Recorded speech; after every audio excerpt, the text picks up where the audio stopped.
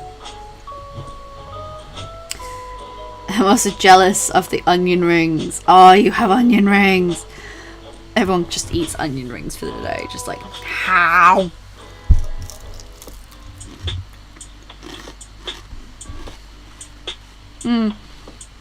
So when it comes to like later on,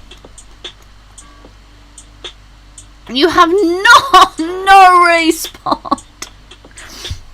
So my partner actually made these. These were made from scratch. We just basically used beer, batter, and onion, and made our own onion rings. You know, my partner enjoys cooking. I just eat it.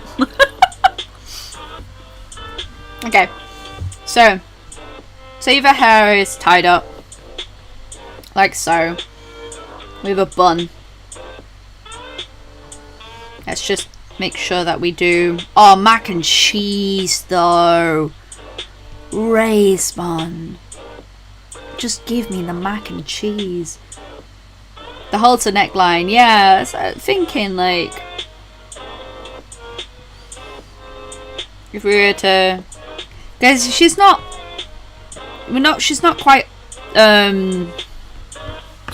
not quite going like 40s 50s.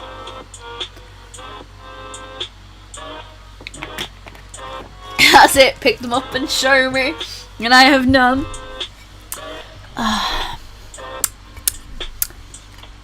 You hear this? Oh, it's crunchy as well. They're really greasy though. I feel like I need to go and wash my hands so badly.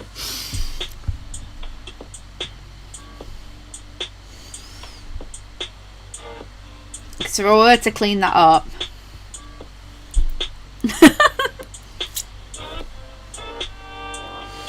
do. I always like to add jewellery to her as well. I feel like she'd be the type that would wear jewellery. See, I like this design. I like this design a fair bit. Especially with a halter style top.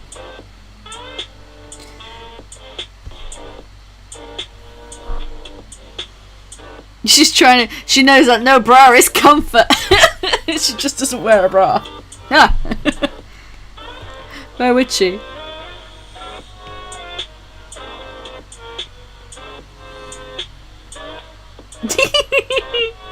I can't help it. I'm only joking, I'm so sorry.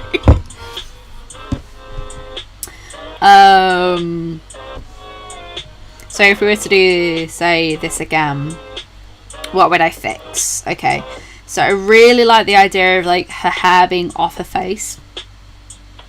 It's all good. Go to get mac and cheese and oh no, don't. So if you are in England or if you follow the football, you would know that tonight is the finals of some cup or whatever. I don't quite understand it. And all I know is that tonight we're having wings and I'm so excited. I'm like, what's that? We're having wings? Give me wings? Okay, thank you, please. I was really looking forward to giving you guys a D&D update. But D&D got cancelled last week. I was really looking forward to giving you a stabby wife update. But alas, not allowed. Definitely love this sort of like, I think the bun definitely sells it for me. And then when she has the hat would sit on the bun, which would be really cool. But then we have to decide, does she have like wavy, curly, straight hair? Like what kind of hair pattern does she have? Because Lavender's is straight. Marie's is just curls. So much curls.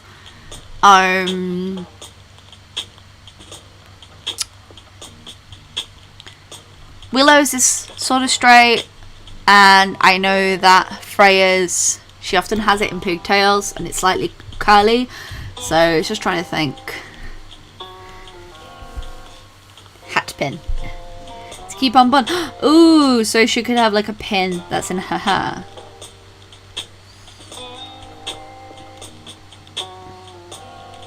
We just have a pin that's always in her hair like so. And like we could have it so that she has like little flowers in her hair as well.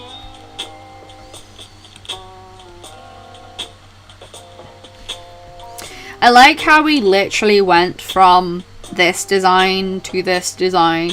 It just goes to show you that you can have like a variety of like designs in the same concept. Coconut oven.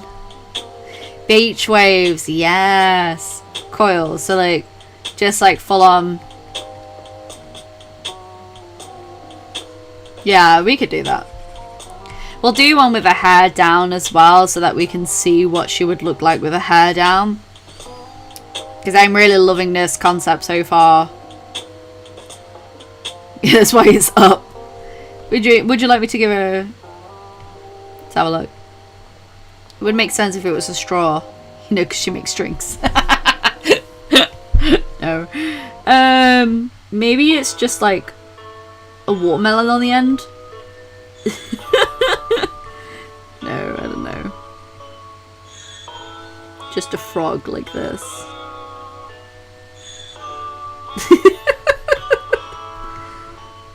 We'll decide what the hat pin is later on. Bam, ba-dum, ba-dum. Bam, ba-dum, ba-dum, ba-dum. Flowers. Really liking the... I really like this concept as well because it makes her look a little bit more fun. So let's say... Let's give her a slightly different outfit. We're still thinking... I mean, the straw does make sense. I know, right? Okay, so... I definitely think that the shoulders need to stay out for her design overall. Maybe she has like a beach wrap towel like this, like that, and then like she could have shorts on underneath.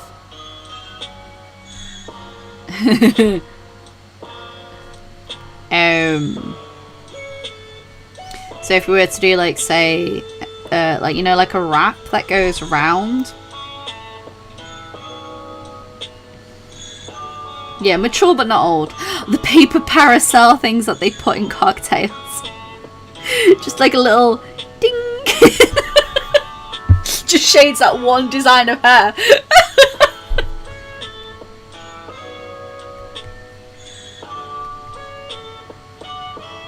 It's just a little... She's like perpetually like drunk. No. Oh, that'd be funny though. But no, it would just... I tell you.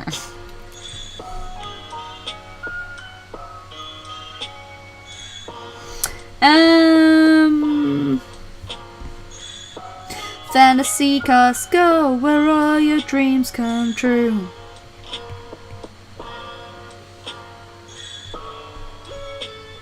Yeah, like it just adds like a little extra. She forgets things in her hair. Yeah, definitely.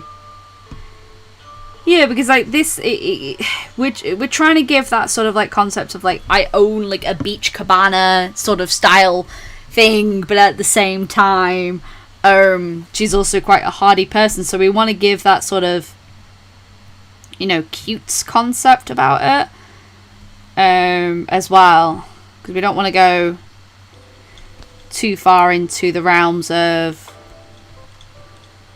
hardy. I like the idea of her having bracelets as well. Like the idea of like you just take ching ching ching ching ching ching ching. Like it's just like the idea of all that noise. A little earring should be coconuts.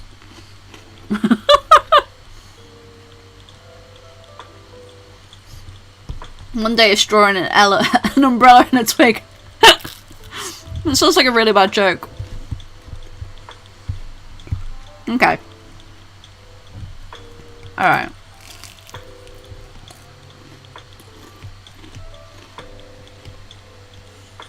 Okay. So here are some of the designs that we've done so far.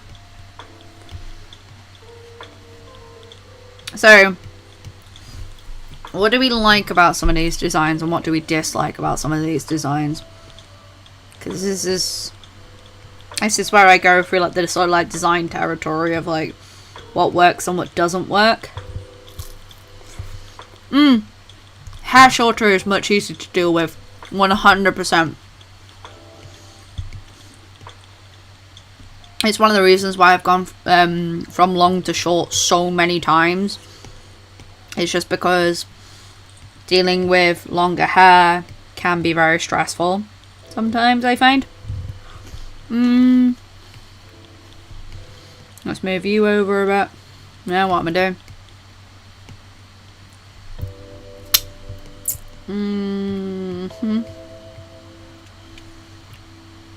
So we've got our 4 concepts that we've done during the stream so far. What do I like and what do I dislike? Let's see. Okay.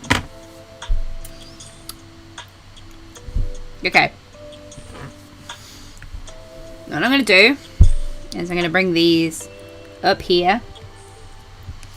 And I'm going to put things I like on this side and things that I dislike on this side. Okay.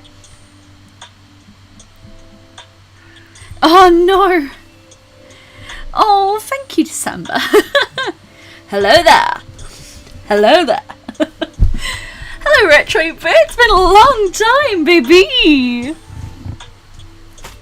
So, I definitely like the hair up more. So, we'll hair up. Hello, Coventry. Welcome.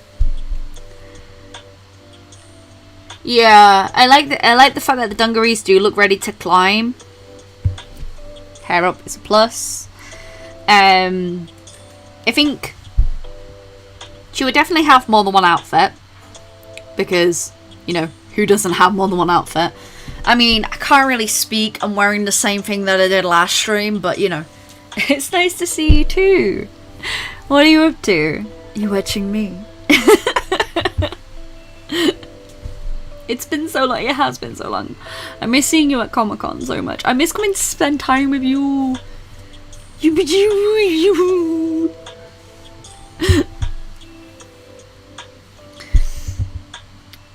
Yeah, I think. Because at this moment in time, we're just designing the concept of the character, and she can have multiple outfits, which is absolutely fine. So, yeah, the second one is definitely like fancy wear. This looks like she's like out time ready, you know what I mean? Ready to climb. Yeah, I mean, I've applied for October Comic-Con. Whether or not we get in is one matter, and whether or not, you know, everything doesn't goose up again is another.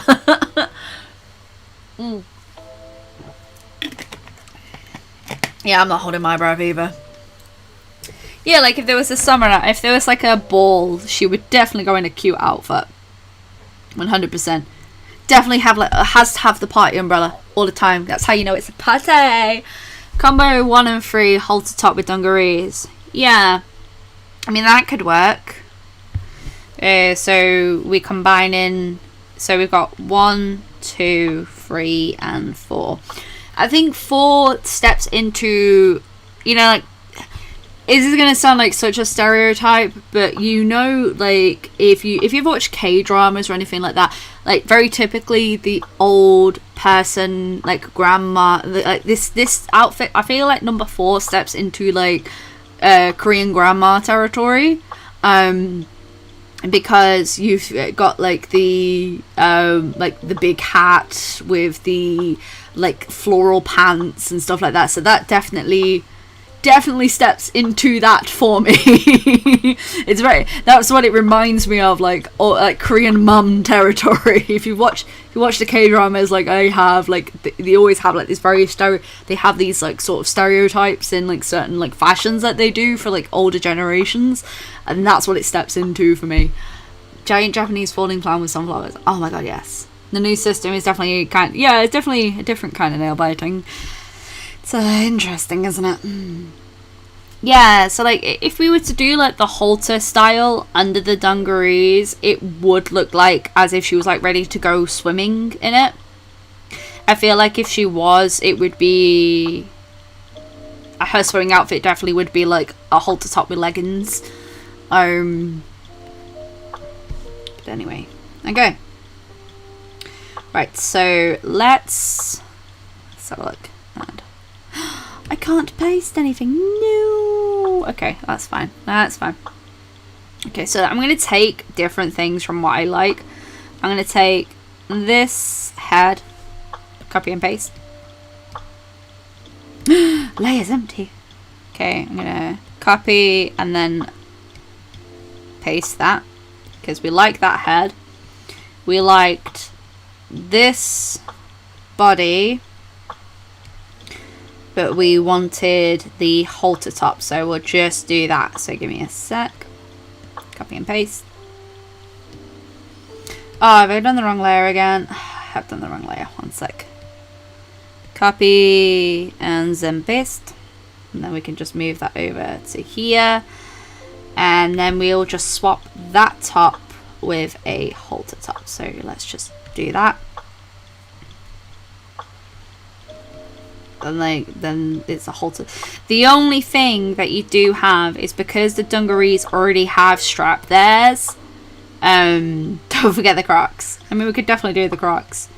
The only problem is if you've got dungarees and then you've got a halter top that goes under dungarees, it sort of creates like this, because there's already like straps there, it sort of like creates like this sort of, there's too much if that makes any sense. That's my only issue with that. The other thing we could do is you could have it so like the dungarees are always half on, so like they're like that.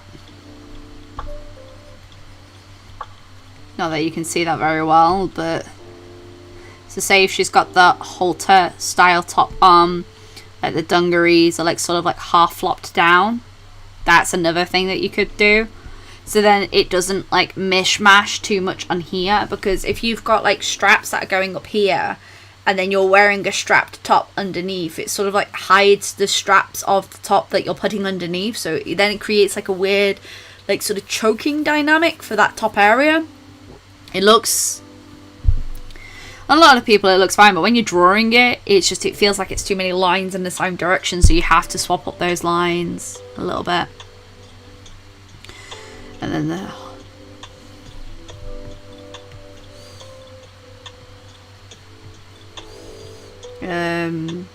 I just put her feet out like this, and then say if she has the hat is definitely like behind her like this.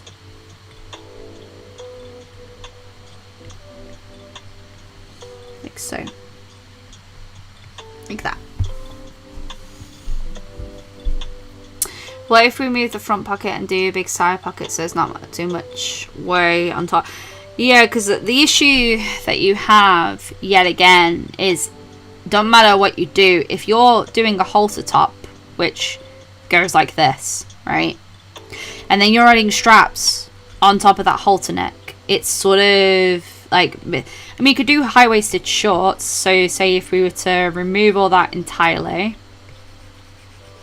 Here's me just deleting all that.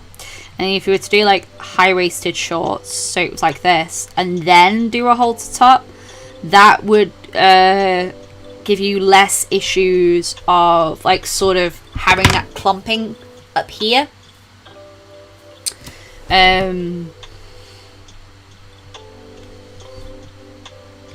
Because that's another thing that you'll notice in like designs. If people are doing something that has like, say something that has straps over the top, they will avoid doing something that's thinly strapped or thin straps on the top underneath that strappy overall, because then that creates that sort of like there's too many lines there issues.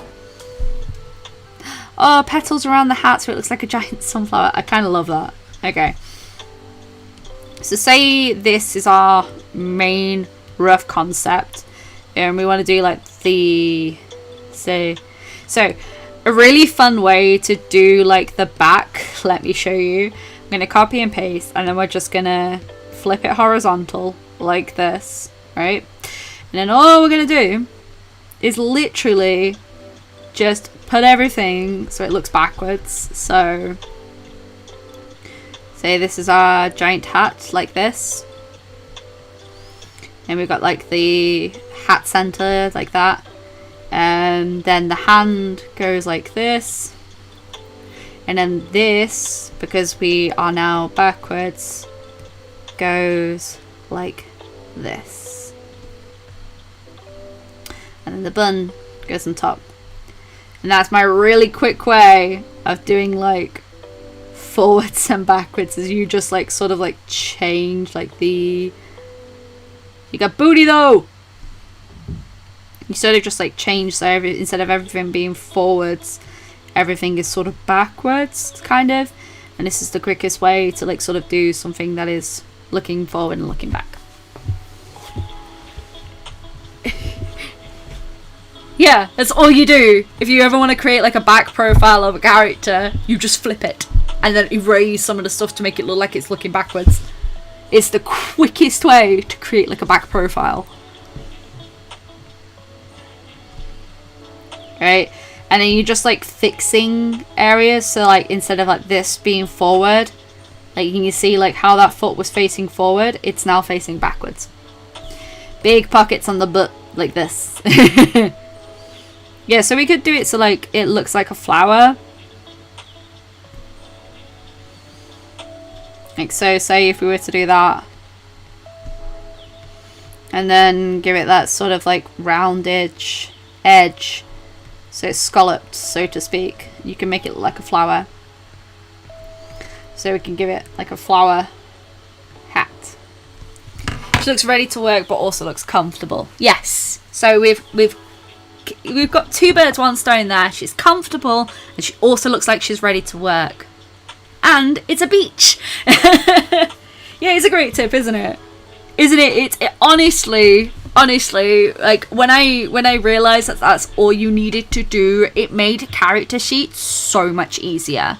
Like 10 times easier, because I would spend like ages trying to get the front and the back to kind of look similar, and then end up just like doing slightly different posing so that I could have the back and the front. And then definitely like the hat would have like a big bow area here. We get that. I really like this design. This is really cute. So we can flesh that out a little bit more, but this is all the designs that we've gone through to get to the finalized concept. So these were my original concepts for Layla.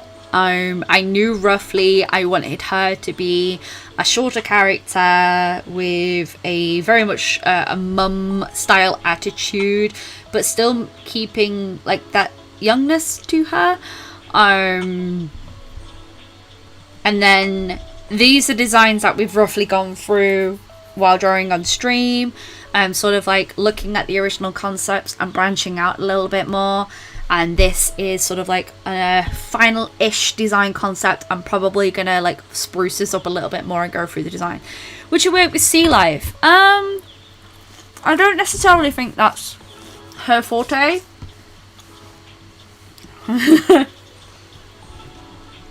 Yeah, traditional it would be much easier, like much more difficult.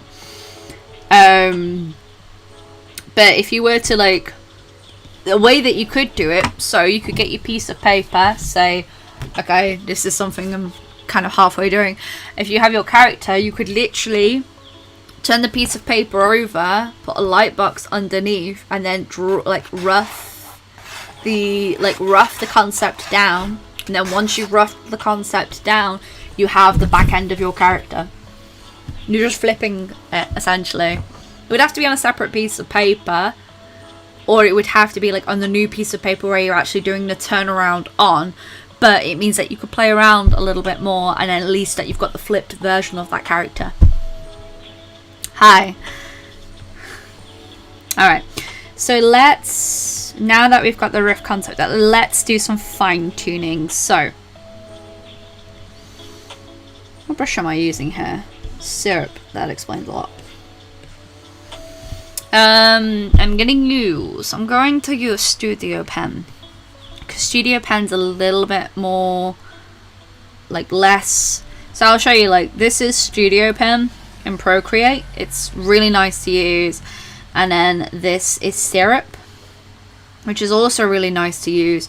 But you'll notice, like, the thickness in change in quality. So if you want a brush that gives you, like, lots of different variation, I do recommend, like, Syrup. If you want a brush that sort of, like, gives you more consistency, you want to go for Studio Pen. But my favourite brush is the dry ink brush because it's textured, but, you know. Does she do it? She does that thing. She's super excited because it has pockets. Yeah, use a thin sketchbook and just let it bleed through. That's one way of doing it, isn't it?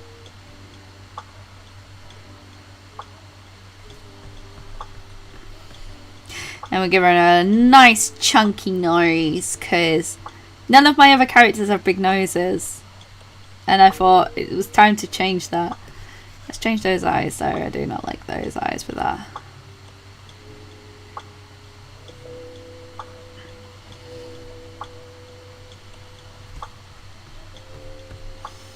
Give us some.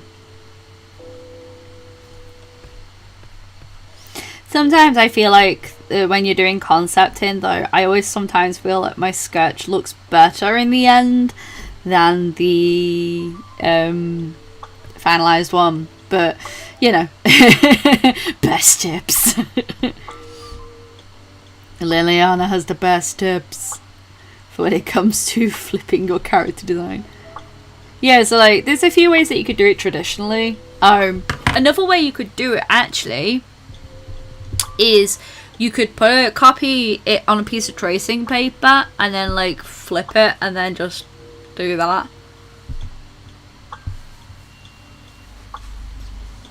That's one way you could do it.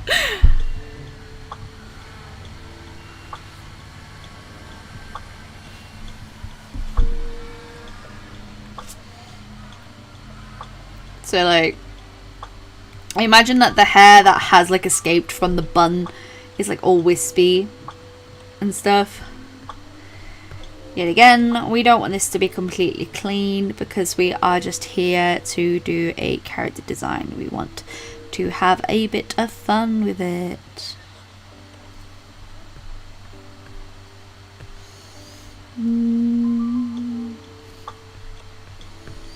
Layla the Summer Witch.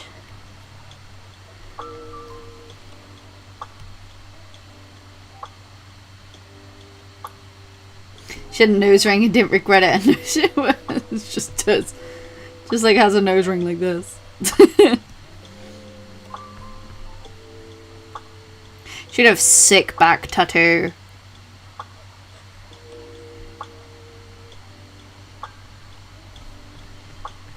That is not the right shape. Much better.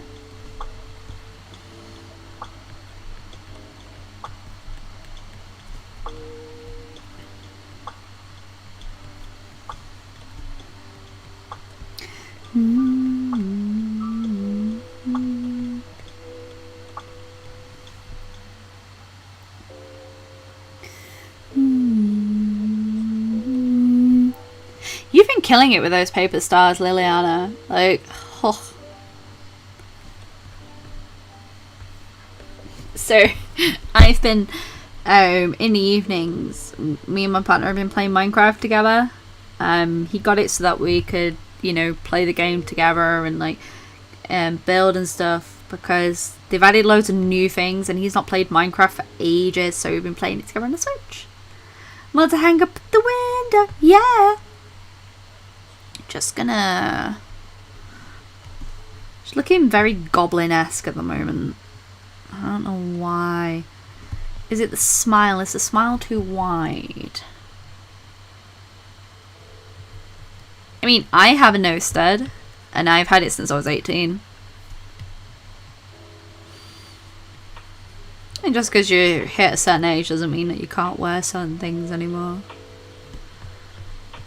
I'm still, like, trying to stop myself from buying, like, all the crowns and the princess dresses because I'm like, I want to be a Renaissance elven queen! Sharks are amazing.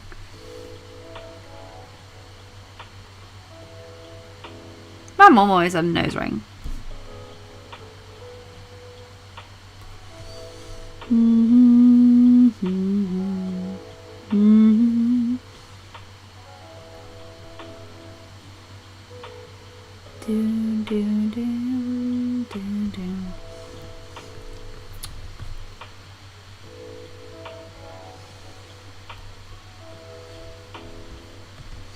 Let's give her a little bit of sunburn. We're gonna really bring that brush down to like next to nothing.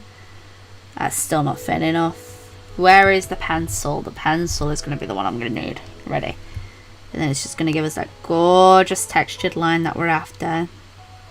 Just to give us a little bit of impression. Sunburn like this.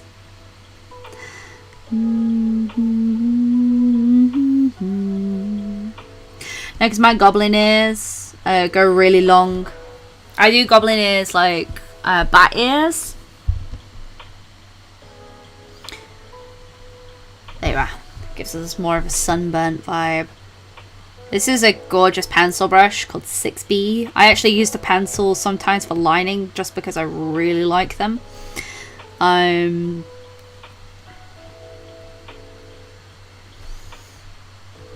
She's very much giving me Veth Bonato vibes, which makes me very happy because I stinking love that character. Veth Bonato. Next, if I was doing goblin ears, my goblin ears go like this. They're much longer.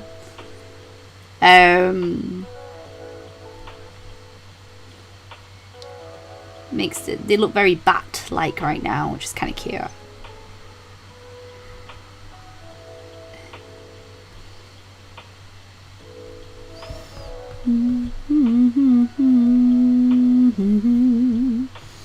Bam bam bam ba-dum. Bam ba-dum ba-dum ba-dum. So this is like right from a wedding. I was just like, I'm just going to wear whatever I fancy, whatever makes me feel like a queen.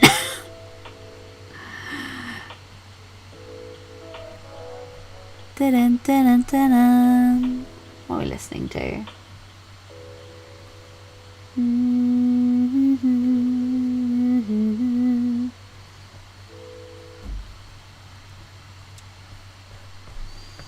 Imagine like always has like whisper ways, like just constantly like plaguing her life.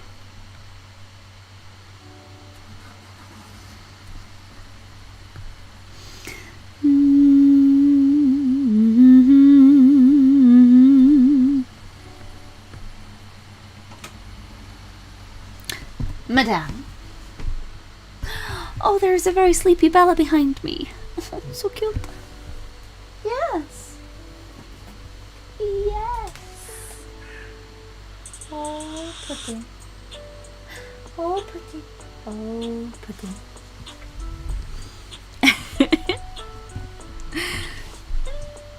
We've hit like super chilled hours now.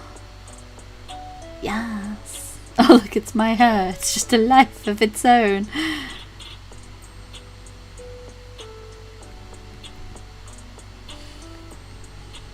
Constant fringe falling in eyes. And you see it going, it just came up a bit. Because it's a very... The Planet Witch comics is a very slice of life series. It's more slice of life than anything else, if I'm honest. I had a really interesting idea, and I actually wanted to follow it through with people, and I want to ask my Patreons about it as well. So, as you know, I play D&D and I run sessions myself as being a DM, and I've built a lot of maps, and there's one-shots that I'm building as well. So one of the things I wanted to do, so this is just serious like chat moment here, one of the things I really wanted to do was, as a part of like Patreon, and there will be comics, yes, I'm working on the comics. One of the things I wanted to do for a part of Patreon is to upload the one-shots every now and again. So like when I've completed a one-shot, once I've gone all the maps, I've done like all the character designs and this, that and the other, and we've play tested it, to actually upload the one-shot ideas so that people can use them in their own campaigns themselves. Yeah, I'm turning the Plot Witch universe into a comic. It's just taken me a while to like sort of like get the concept down and story and this, that and over, and now that I'm really happy with all of that, I'm working on the comic, which is something obviously Patreons will say. But yeah, so because I'm already doing all that work, I didn't know whether or not Patreons would be interested in that, where they would actually get the module and be able to run it themselves. So it would have all the character art in there, it would have character sheets, it would have like the maps and everything like that, because I'm already doing that work, and I figured like it would be really fun to sort of like have that idea for Patreons to like be able to do, because I'm already doing it all. Like we wanted to do a one shot where it was Dungeons and Cheerleaders, where it would be run over a few sessions, and like the whole idea is like the head cheerleaders gone missing and you have to go and like hunt for them, so it almost ends up like a kind of like a whodunit Scooby-Doo sort of thing, and this, that and the other.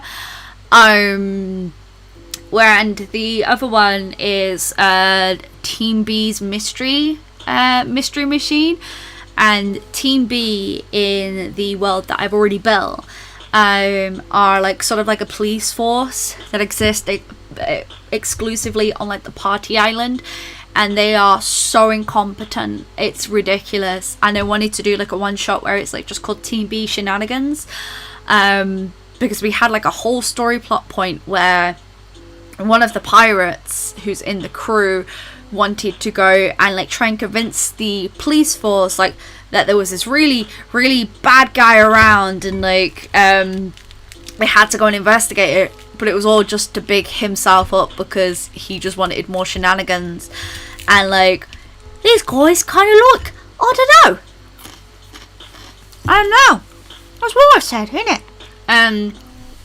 So one shot is sort of like a game that you can run in one session.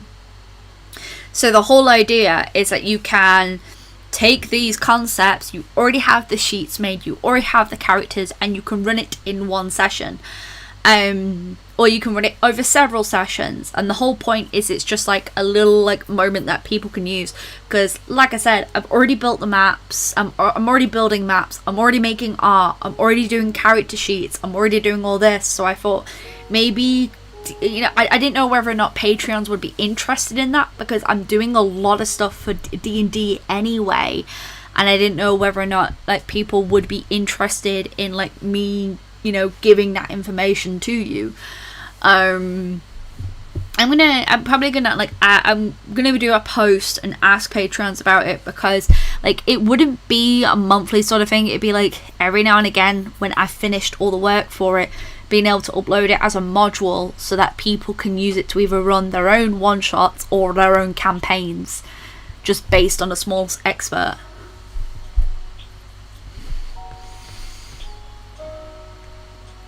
It's only because like I was thinking about it. I've built something like 200 plus maps for my current campaign, and there's going to be more maps that I'm building.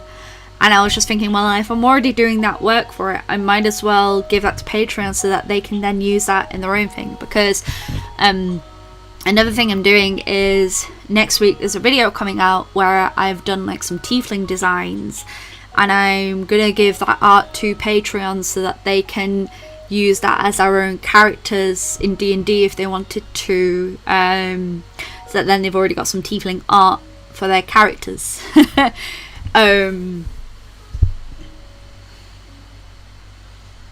I don't know, I draw a lot of stuff and like I'm pretty chill with a lot of that kind of thing. Like for me, I do character designs and they don't mean anything. In fact, I do a character design, it doesn't mean anything to me. Someone might as well utilize that and then they'll be able to use that as their own character.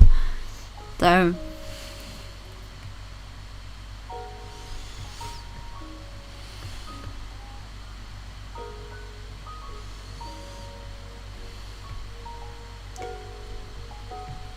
yeah, I mean, it's one of those. I know not everyone is going to be interested in that, because not everyone is going to want to play Dungeons and Dragons. Not everyone is going to want to use those systems. Like, and I just thought it's sort of like an extra idea.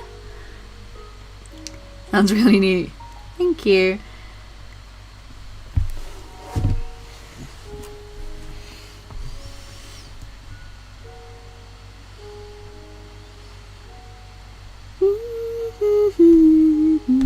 Right, I'm gonna be right back because I really need to pee. Be right back, folks.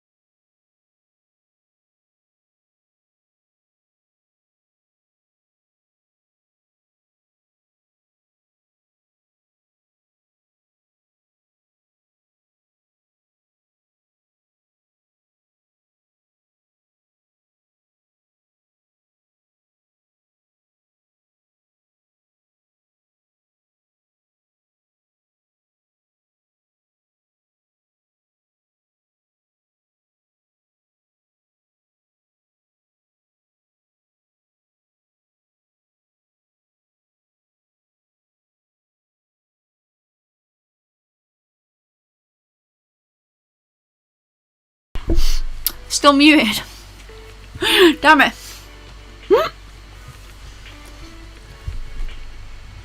Damn it.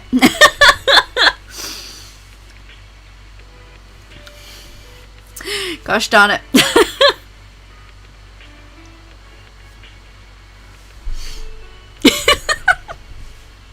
I can see all the comments going, you can't hear, and I'm like, oh no.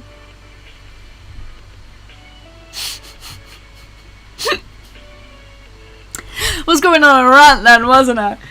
I was basically saying like I end up drawing so much for the current campaign anyway that someone might as well use those designs as an NPC or as like a character. Again, yeah, so on the microphone, I'll show you. On the microphone there's a little mute button, And because the bathroom is literally just outside that door, I always mute it when I go to the bathroom, because you don't need to hear me flush the toilet. Yeah. I need to go get some water. I've got some. Here's what I prepared earlier. I am a special being, I am.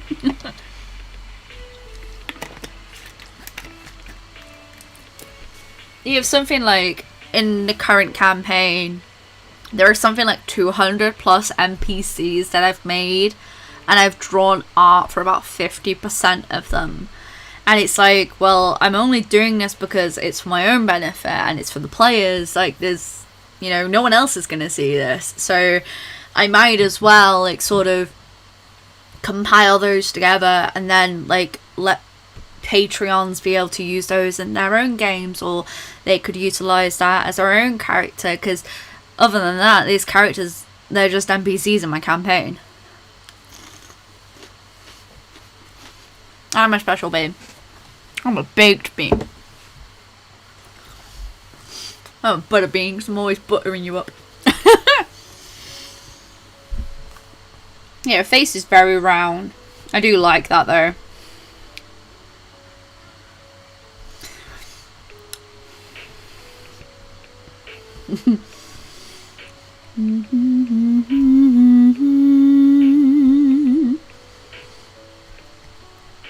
Yeah, and I always forget about that microphone being muted. Be in the middle of a session, I'll be like, right, I'm gonna go to the bathroom and I'll mute my microphone, and I'll come back and I'll carry on talking, and then I'll realise I've muted myself, and I'm like, fudge. Gosh darn it. I also like tend to mute myself, like if we're watching something on Discord or anything like that, and I always forget that I've muted it.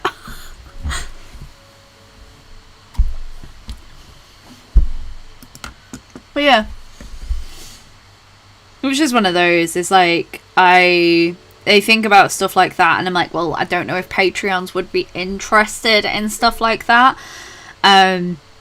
because 9 times out of 10, the themes that we end up choosing on put a sticky note on it. The themes that we end up choosing up on Patreon tend to be to do with the Plant Witch universe. Oh, that's fine, Rose Dolly. You go and get some rest, honey. You need some sleep. Go and curl up. It's absolutely fine. We're not going to finish this during stream anyway. I knew we wouldn't, just because I know how long it takes for me to like draw and talk at the same time. So we've got a concept down, which is really good, which is more than I thought we were going to do on the stream. I thought we were just going to keep on concepting all the way through. I've still got onion rings, by the way. I haven't finished them.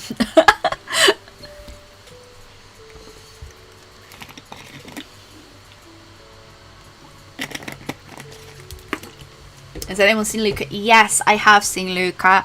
I thoroughly enjoyed it and do recommend it to a lot of people.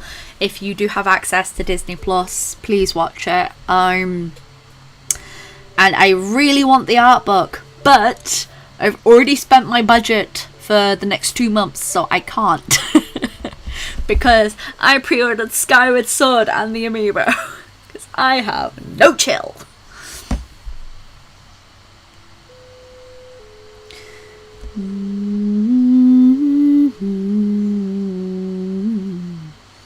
It looks like a face. Onion ring envy is real. They're really cold. I mean, I don't mind onion rings cold, actually. But it's because when I don't like talking and eating at the same time. Like, I get really self-conscious about people watching me eat. So, eating on stream is kind of like...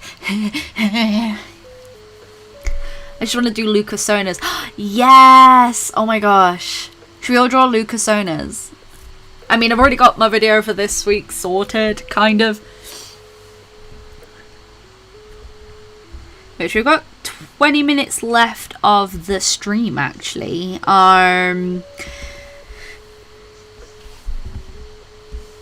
Such a good thing.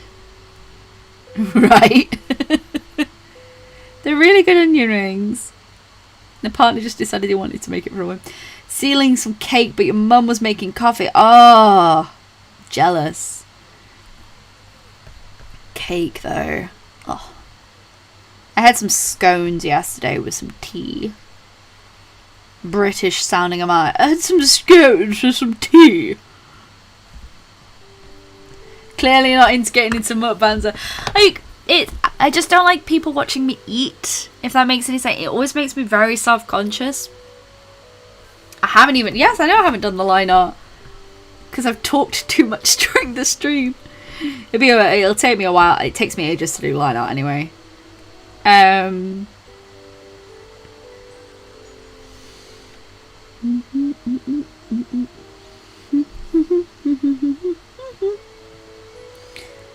Yeah.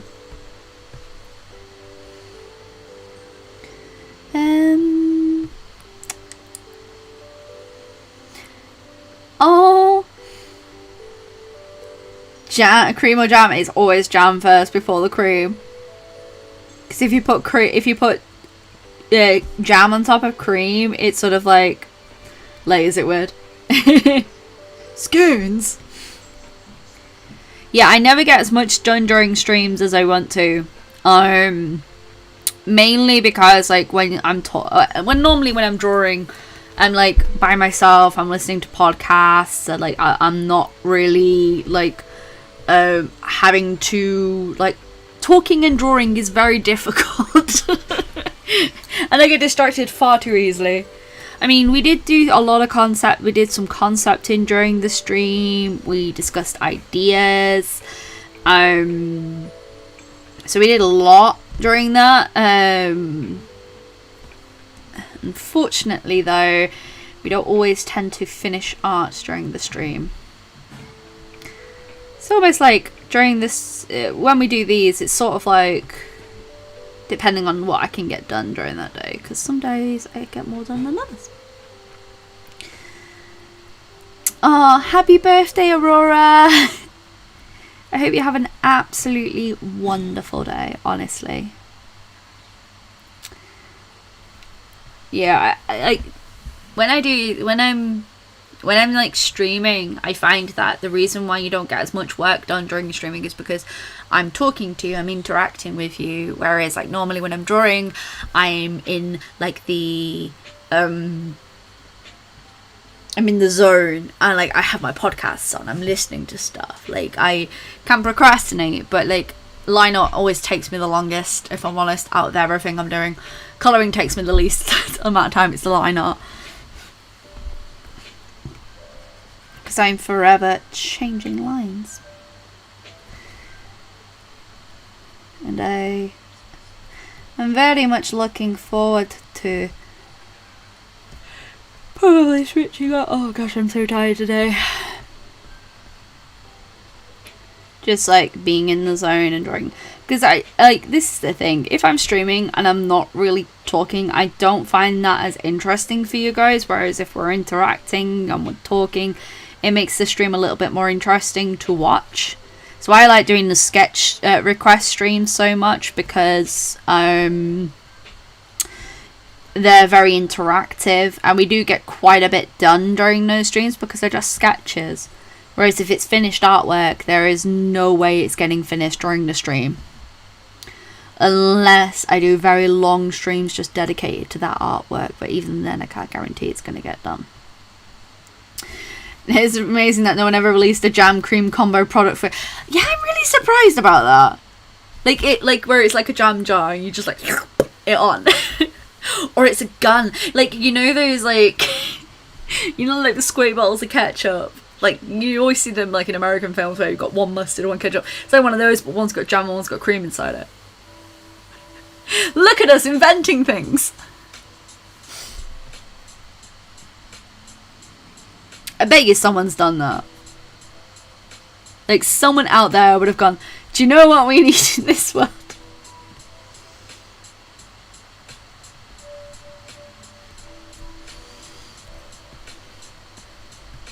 I have a feeling as well, like, if she has, like, sunburnt cheeks, surely parts of her ears will be slightly sunburnt as well. So, like, maybe, like, the tops of here would be, like, slightly sunburnt.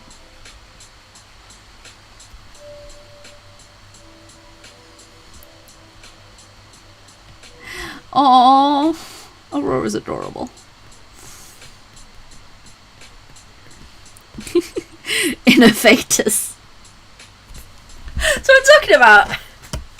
You know, it's just like cream on one side, jam on the other, squirt it. There, perfect jam and cream combo.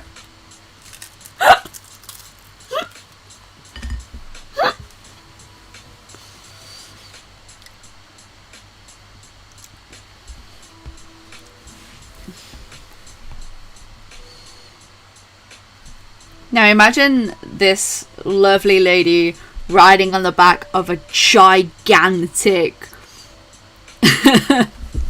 of like this massive armadillo.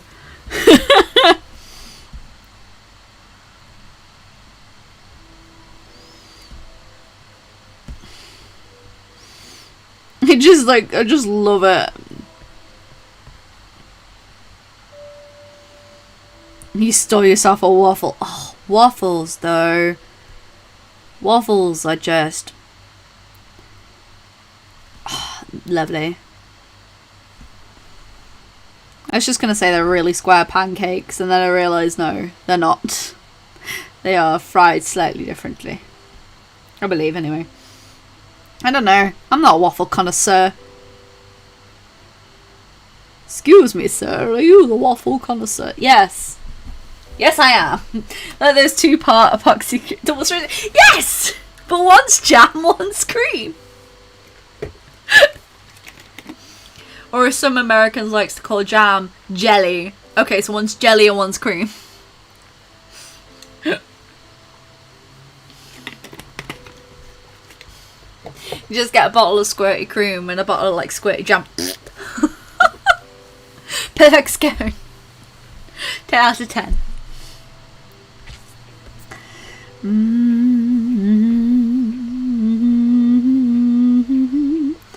Like crispy waffles is in waffle cones. Oh, now you're speaking the mother language. Okay, so that is definitely like too thingy. We want it to look thin, so we will. Don't want it to go too far off the legs. So creamy marshmallow in between. Oh man, I like how every single stream we end up talking about food. Like not even once or twice, just every stream.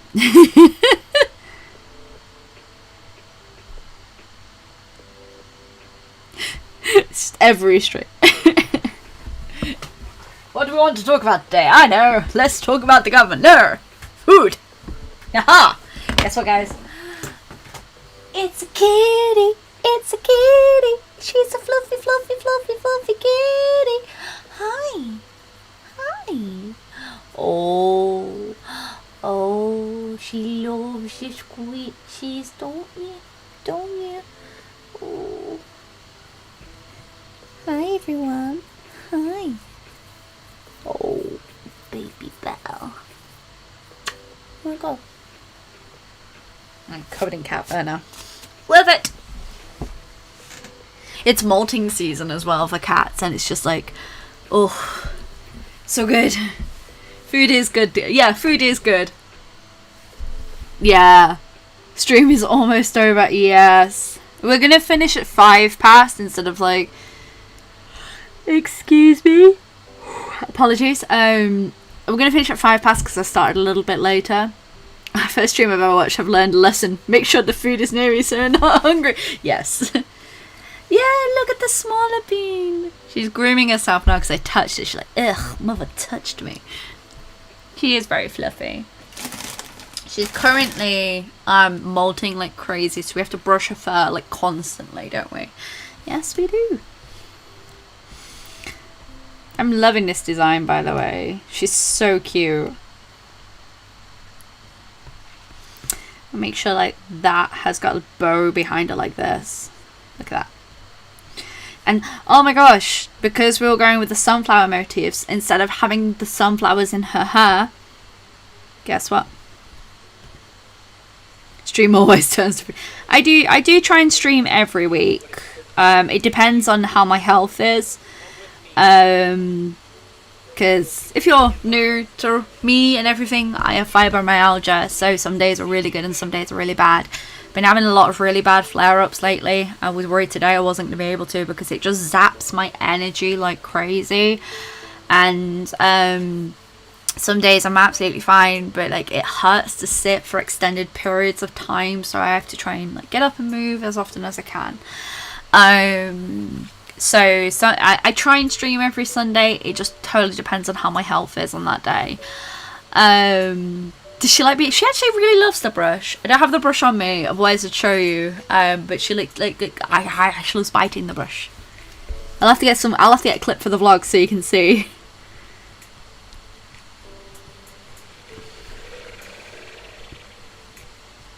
Yeah, so since we were talking about sunflowers before, let's put sunflowers on her halter top.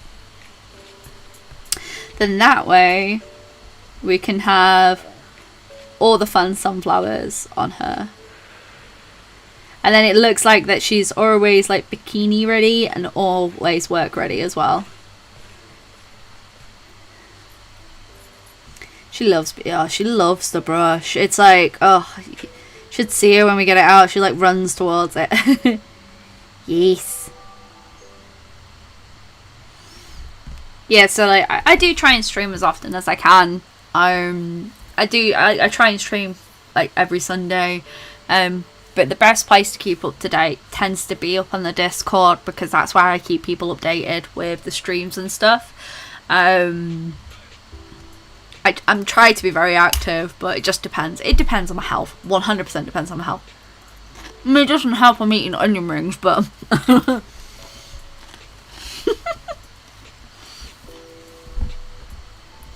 onion rings is a new thing. Now I want a black and white version of this whole stuff. Yeah. Imagine it's got lots of blues and yellows on it. Nice, like, summer tone colours. Guess what, guys? We're going to have to draw where the bubbas go.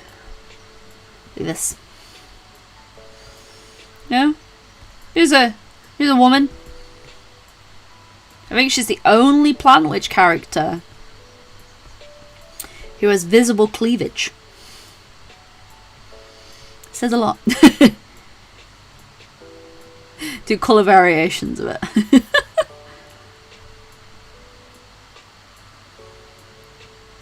Yeah, it took me an hour. I've still not finished them. Look. Took me an hour and a half to eat under it. Yeah.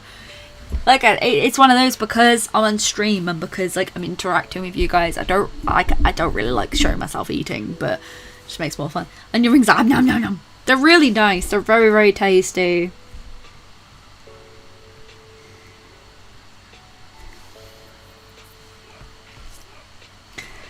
This top is so cute. I want it in my life. The crevasse. I want. Plant Witch fashion. It's just like Plant Witch Fashion Week.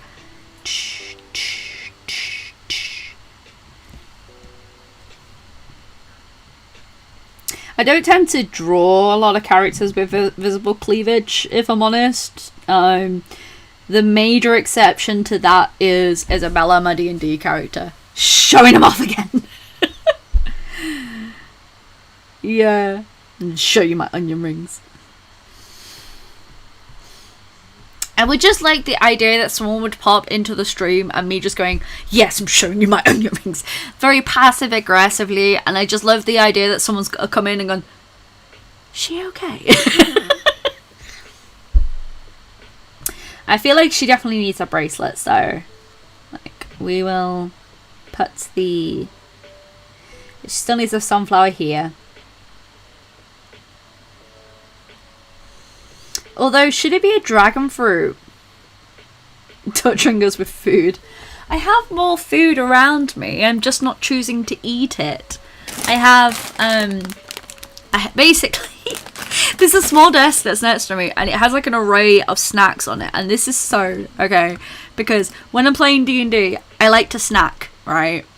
And I 100% I never finish an entire bag of like crisps or anything like that. And like, so I have like half bags of crisps. This is from when we were watching XU the other night. So we're watching the Critical Role series with my D&D crew, and like we just sat there like eating chips and couldn't finish the bag. I definitely say I'm not gonna make a show you on Evenings TikTok. Show you my onion rings. Aye. I'll show you yours if you show me mine. Do it to TikTok. Okay, I need you to stop and take a minute. Look at these onion rings though. Oh my god. We don't show cleavage, but we don't draw cleavage, but when we draw smexy butty boys. I do have a snack stash, but I don't eat snacks. if I'm really concentrating on something, or if I'm like properly in the zone, or if I'm like really like if I'm watching something, I'm like, oh my god, I will get into the snacks, like no problem. But if I'm working, I just forget to eat. It's great. Let's talk about it's gonna make us jealous.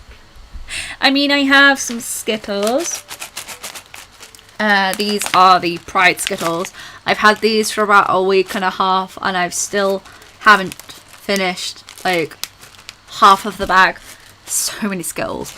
I have chicken katsu crisps. Haven't touched them yet. Not at all. Probably won't touch those for another week.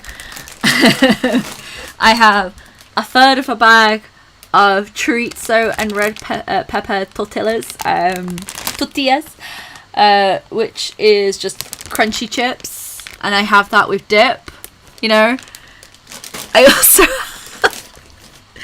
also have a third of a bag of flaming hot Watsits, which I've had for over a week, you know. So I'll have these snacks near me, because I'm like, if I'm hungry, if I get like, because sometimes I won't eat, I would just have a snack instead, and like, so I'll like, okay, I've always got them near me in case I'm drawing and I forget, and just like, no.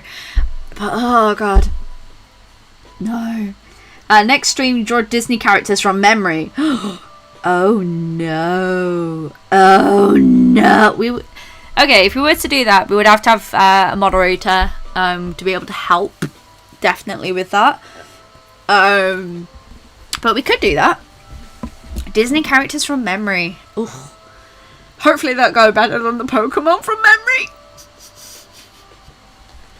Jealousy incoming. I'll show you my snacks if you show me yours. Food. And it's literally the only reason why I have a snack stash is because I forget to eat. And then I'll realise like at 4 o'clock I'll be like, oh, I haven't eaten yet, and it's too late to... I was not expecting the snack stash to be this big. Maybe Snack Dragon instead of Teacup Dragon.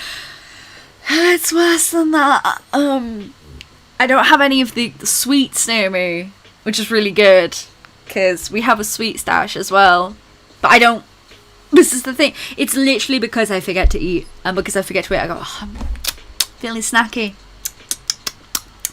Let's eat them. And then you've got to be in the mood for, like, specific snacks. Like, we'll get cucumbers in, and carrots, and celery sticks. And I'll just snack on those. Like, I'll snack on those non-stop.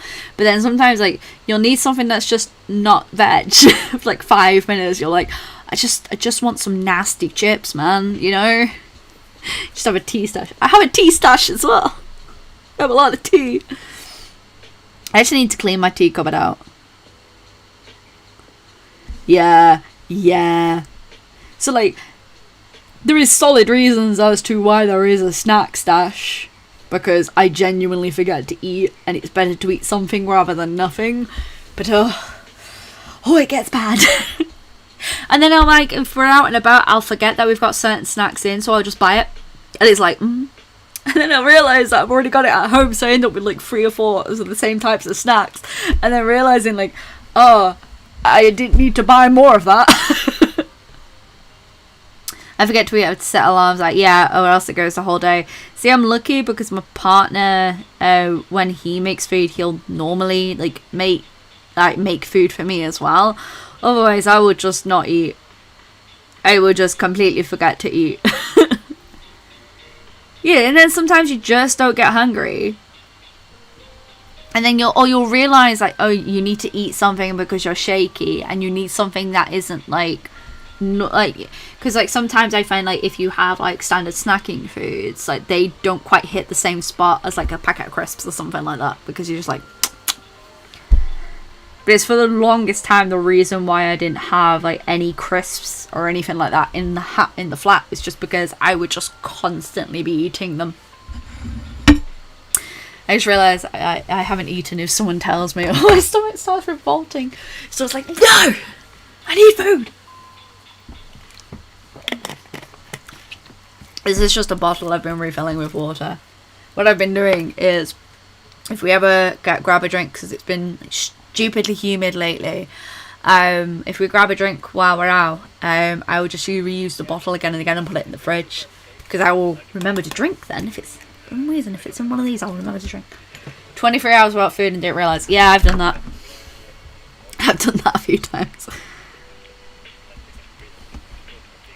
I've done it at conventions, where, because, like, I know retro, but if you're still here, like, you'll realise this as well, like, where you're so, because you at a convention, you literally turn up at the convention, you've set up, you've done everything like that, and then you're there for the entire day that it's open, and then you have to, like, either, if you're not packing up for the day, you have to, like, sort of, like, tidy up after the day is done, and it'd be like, by the time you've done the travelling, the setup and everything else, like, at the end of that can be like a 12-16 hour day, and then only be at the end where you realize, oh, I'm hungry, oh no.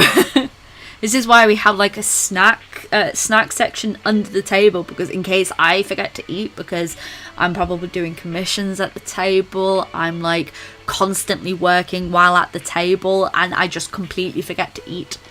That's why I always have, when I have a helper, they remind me to eat, because otherwise I will not.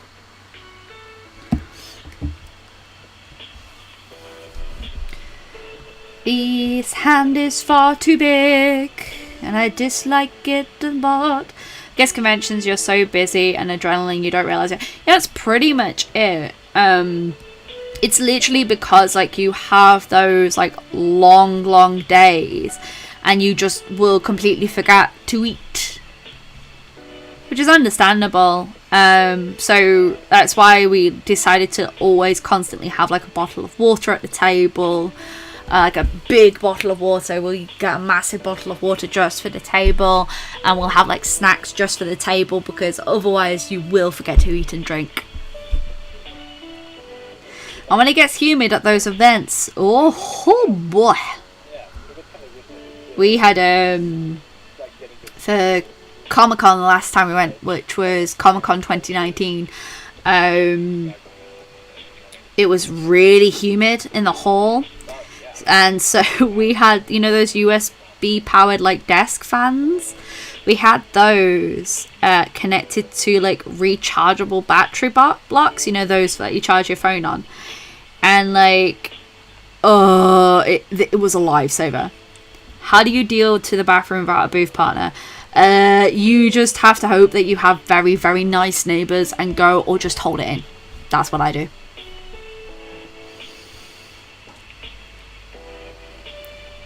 But to be fair, I don't think I've had a convention without a booth helper for quite a while now, because I get very busy. Yeah. Or you just, like, text your friend who has a helper and be like, help! I need to pee! Manchester was so bad. It was so bad. So Manchester, July last year, 2019. Not last year, the year before. I keep thinking it's the wrong year, you know. It was so warm. It was so warm. And, like, to the point of, you stepped into the event and you'd already sweat through everything you owned. So what we did was we had a truck, because Manchester's like near where I live. So we had to take like a spare pair of clothes or a spare t-shirt while we were travelling to and from the con, because it was so bad. We just call you, I need to pee.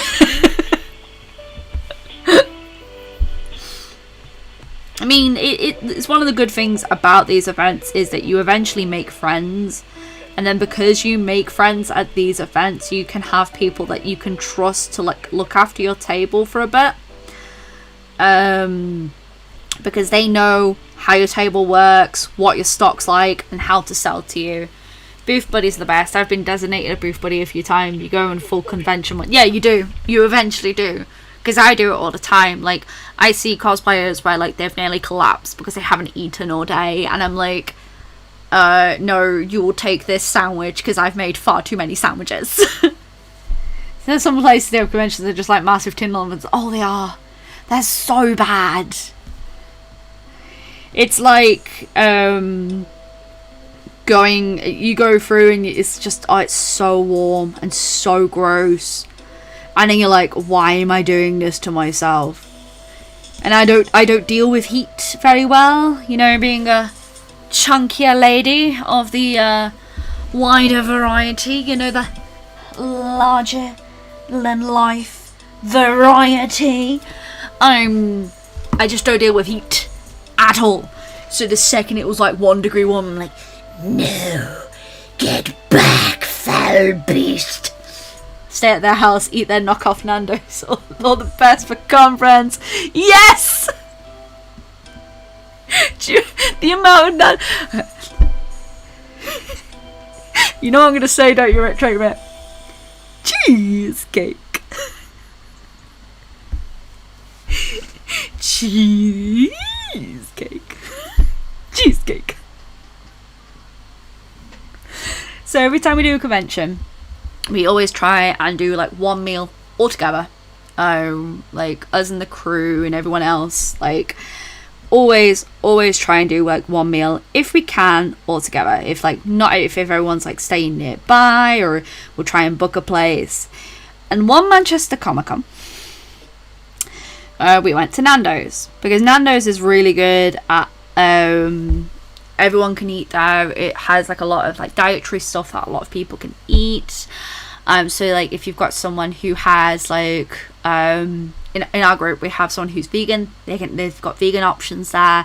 We also have someone who has like an issues with the stomach, so they can't eat high content of fat, so they can also eat there. So it's you choose places where they have like a good range of food for everyone to be able to eat. Wagamama's is another one, and this tends to be like you know staples for what we go to. So this Manchester Comic Con, we was just coming after Liverpool Comic Con, where we waited for ages, and Retro Bit ordered cheesecake, and they didn't have his cheesecake, so they ordered this other one. They didn't have that cheesecake. So we were pretty mad at this point, because the service had been kind of shocking at this place, as in like it took over an hour for us to get like food ordered and stuff like that. And like so eventually he got a cheesecake. Oh no, I don't think you even got cheesecake on that day, like, because they didn't have any cheesecake in. So whoever went to Manchester, we're like, at Manchester Comic Con was like, we're determined to get you this cheesecake, because last time we went to Nando's we couldn't get you cheesecake. And it devolved into us making, was it a Little Shop of Horrors? But feed me cheesecake, feed me all night long. Did you get your cheesecake at Manchester, or did they not have it again? And it became like the curse of your cheesecake. I'm always kind of literally sat in Iceland socks and a hoodie, and I'm waiting in a water bottle. Oh my god. Yeah, I don't think you did.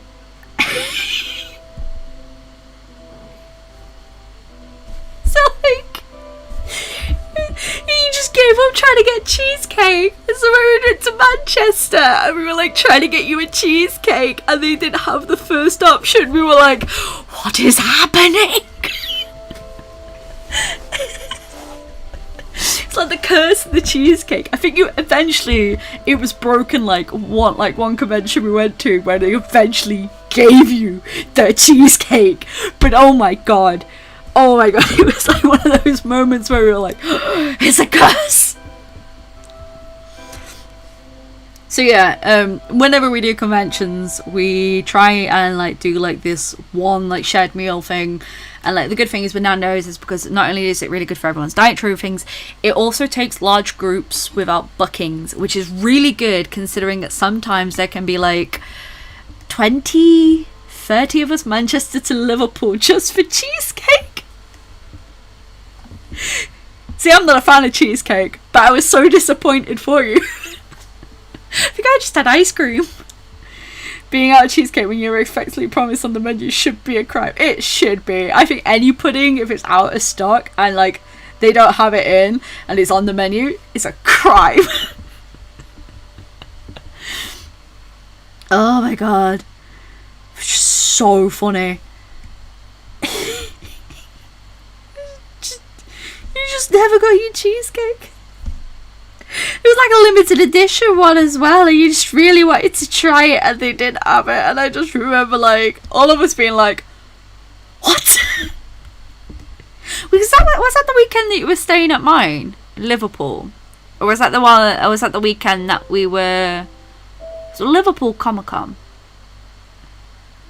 I can't remember. Did I stay in a hotel? I can't. There's been so many conventions, they just all blur into one.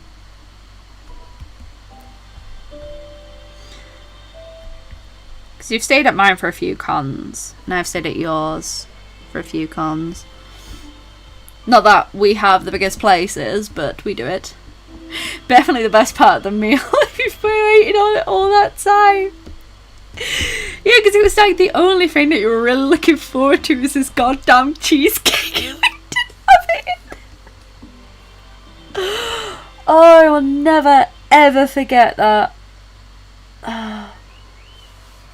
I just wanted my cheesecake. It's been a nice lunch. I mean, I normally do 2 hours. I'm just vibing, if I'm honest. Liverpool, we stayed at a hotel. Manchester, yes. Okay, yeah. I was trying to remember. We need a con stream where we can ask questions. I mean, we'd have to do it so that we could all be able to be heard. I would have to work out the semantics of that. But yeah, we could definitely do it where like a con stream where people could just ask us questions. Because that would be really stupid. It would get stupid so quickly. I have a lot of convention buddies, so we could certainly... If we can figure out how to do that, that'd be amazing. Because I do want to do a convention podcast for the... because of the Patreons, obviously. We've done it before where there will be another special guest this month. I need to ask if they're available actually to be able to do it. But what was I talking about? Yeah, I need to do a convention one as well for that. But if we wanted to do a live stream where we could sit and talk with a few buddies, I'd have to figure out the schematics, but it could work it out. Yeah. Just that cheesecake.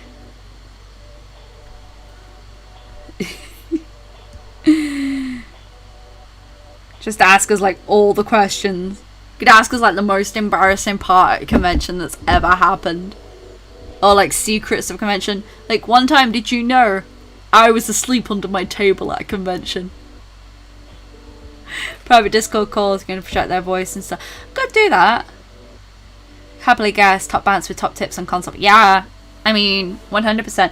I'm trying to figure out, because I know a lot of people we still can't meet up with a lot of people at the moment. I want to do like podcasting, but being able to like record it off like a Discord call. So I'm just trying to figure out how to do that, because then I'll be able to do a lot more interviews for the podcast, which would be really good if we could, because There's a lot of people I know who can have fantastic insights on a lot of things. But yeah. Retrobit, by the way, if you don't know Retrobit is one of my oldest convention friends. We've known each other for a very long time. Yeah, I was asleep under a table at a convention. It was SunnyCon. It was extremely uncomfortable, but I was in a lot of pain. So it was SunnyCon, I think it was 2018. SunnyCon 2018. I was having a really bad flare up, and the place that we were staying at, the mattress was not great at all, and I was struggling so much. And like, I get this like brain fog in my head, and I can't function past it at all. And I was sat at my table and I was struggling so much, and my partner was just like, just get under the table and fall asleep. I was like, yeah, but you know, people come here to see me and this, and he was like, no, go under the table, get some rest, we'll wake you up in an hour or so, right? And then, you know, you can be refreshed, because normally after you've had a nap you feel much better. So it's like, after much like sort of, you know, like debating, I eventually went to go and sleep under my table, and I was gone for like an hour. I was passed out under that table for like an hour, and like I eventually woke myself up, and like you made sure I was like, because it was really warm as well, which did not help, and I had no painkiller. All my painkillers had run out, so I was having a really bad time. And like, so he just woke me up, gave me some breakfast, and I'm like, hi, I feel much better now. But people were coming past my table and like asking where I was, and my friend Shoni and my partner Daniel were just like, she's around, she's going for a walk. And the reality is, I was like, under the table. You've never really slept until it's on the concrete floor. Conventional, yeah, proper passed out. I was Dunyan rings. It was great. Contact needs to be a Discord area to ask questions. Yeah, we could do that. Could you take one of those roller mats? Yeah, so it's actually someone that we know, like me and Retro Brit know, who permanently has like a bed section under the table, so that if he gets too exhausted or their friends get too exhausted, they just full on go to bed underneath that, just like full on sleep, and it's great.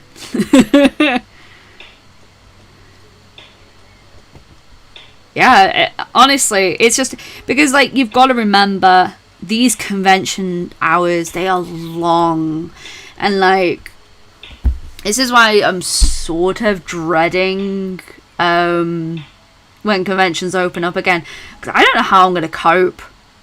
Like, we've literally spent, we've got, yeah, Tab, he takes an inflatable bed, and he just has an inflatable bed under his table, but Tab's also the one that has like 18 tables, so it's fine. Oh, where is she? She's about to just like full on passes out under the table. It was great. I had a fantastic nap. Yeah, I don't know how I'm going to cope when conventions happen again. Like, literally, I don't know how my body is going to cope at all. It's going to be interesting. Let's say that. Oh, dear. I'm going to have to retrain my body to get used to, like, 18 cans of Monster and, like, no sleep.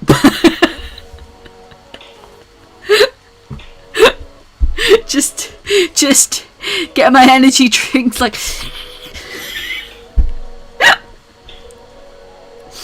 Oh my god. Oh my god. Okay, so I'm trying to decide, you know, because she runs like a little juice bar, do we make these earrings look like little coconuts? Massive. Yeah, he has like this fort, and then meds and booth buddies, yeah, essentially.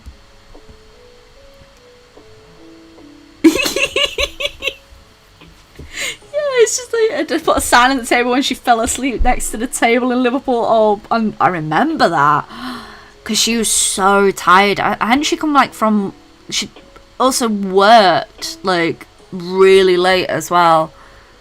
White noise. Yeah, it is. You just switch it out. It's like you just hear whale noises. Woo, woo, and it's just convention goers. You know?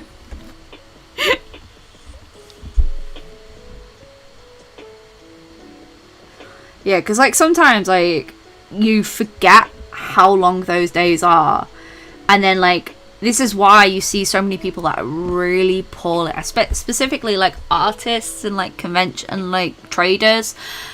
How they tend to get so poorly after a con, because you've gone from like, you know, a standard say 8 to 12 hour day and then to a 16 plus hour day, and you're constantly on all the way through. So like how I'm animated and talking to you is how I have to be for the entire convention, because I'm not just selling my artwork, I'm selling myself, you know, I'm selling myself as a person. My voice goes so quickly, and like by the second day my voice is already half cracked, it's already half gone. And by day 3 my spoons are gone, my F's are not given anymore. And this is why when they said like, oh yeah, let's start doing 4-day conventions, I was like, no. Denied. Never. Start screaming. Ah! Yeah, basically, yeah. And I remember that so bless her, she was so tired.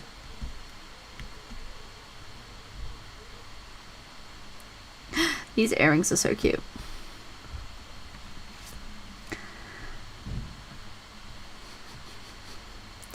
Please don't worry, I am just passed out. Yeah, because like people get worried as well, because like if they see a person that's like basically passed out at a table, they're like, are you okay? And like, yeah, they're fine, they're just very tired.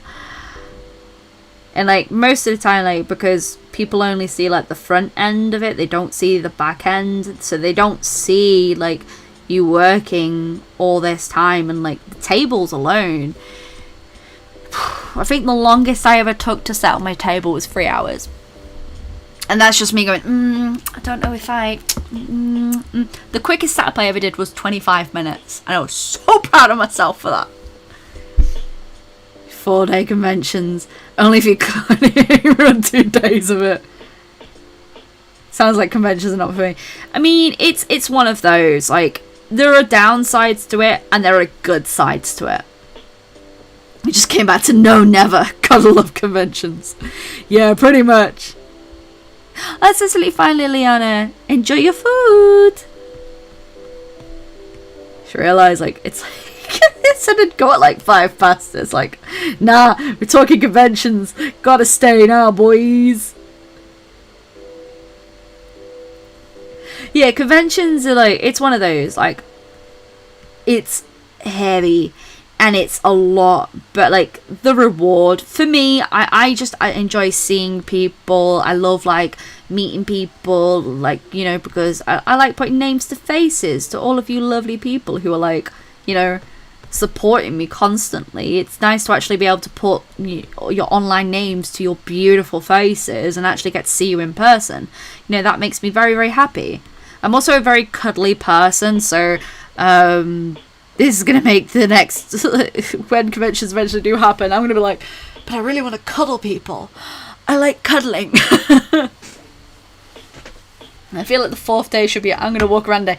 Okay, so if you ever doing a convention and you're wanting to go around and have a look around, I don't suggest the last day. I actually suggest the first day to go walking around.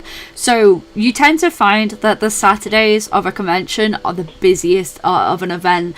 Sundays are the quietest of all because it's the last day and most people either decide to turn up, and the ones that do turn up are either back to come collect things that they saw on their first day, or this is their first, like, they come on a Sunday because the Sunday is much quieter. So the reason why I actually suggest a Friday is you want to go between like for the first few hours of the con. Like, if you've got a table buddy, let the table buddy look after your table and you go walk around.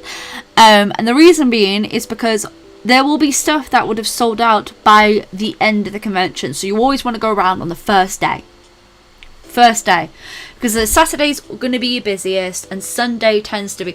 I find that Saturdays and Sundays are my busiest commission days, whereas Friday is very much like the more chill day. And if people are going to buy things, they tend to buy them on the Friday. Less people buy on the Saturday, but it's weird because you make the most money on the Saturday, but less people are to buy bulky items on a Saturday, because Saturday is the day where people do all like the convention meetups and stuff.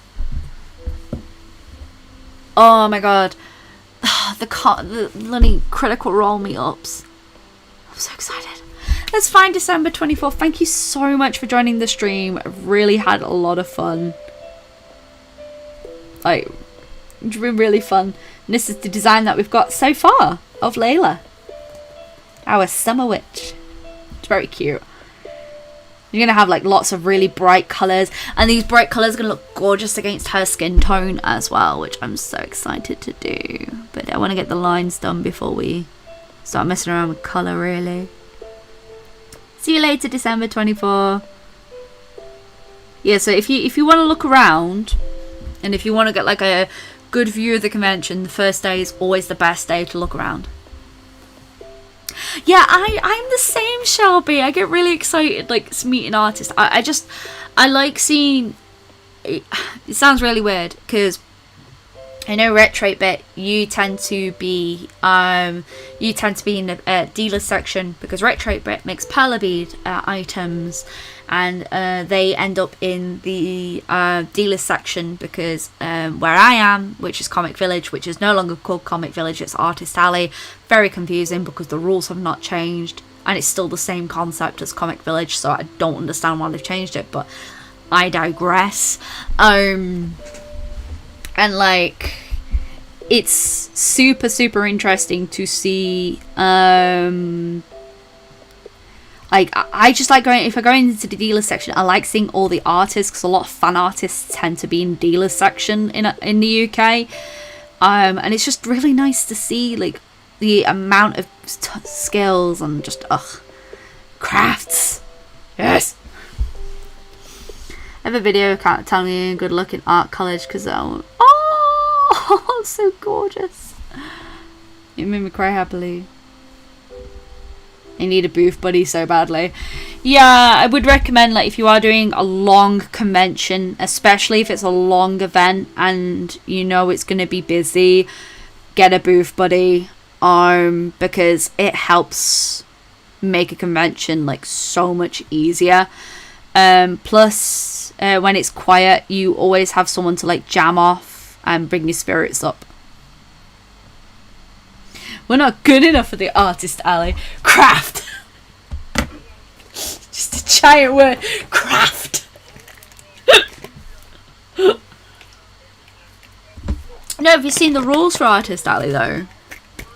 So they've kept the same rules as Comic Village. Yeah, so they kept the same ruling as Comic Village. And so you're not allowed to sell a lot of apparel. Which is including beanies, clothing items, anything like that, unless it's a part of your comic. So what was the point in renaming it to Artist Alley when it's essentially still Comic Village? Because the whole reason why they did Comic Village. Okay. Here's a history lesson in the MCM. Not that anyone really wanted to know, but this anyway.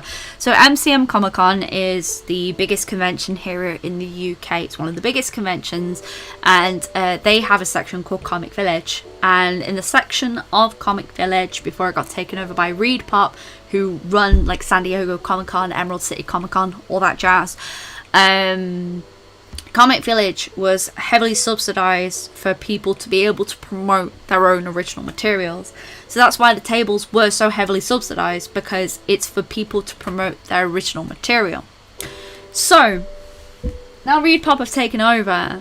They've been itching for a name change for a while, and they've renamed it to Artist Alley, but still kept the same rulings of Comic Village. So what's the point in renaming it to Artist Alley? Because it's not Artist Alley, it's still Comic Village, because it's all for people to promote their original materials. So you're still not allowed to have fan art unless you have permission from the IP owner, which that's why I have my Critical Role prints, because I do have permission from the IP owner, right? You can't have a ton of apparel, so you can't have like t-shirts, beanies, any crafty stuff, anything like that, and it has to be like something like 70% prints or comic book work, with 30% being like them buttons and pins and all that. And it's just like, what's the point? It just seems stupid. Oh yeah, this is MCM, most of the decisions that, yeah, 100%. Because then if you're going to change it to Artist Alley, and then you're going to expand it so then it can include those people who've had to get traders tables because they don't fit into Comic Village, then change the rule set, because you're rebranding it just because it fits in with your other conventions, but then getting rid of that comic section.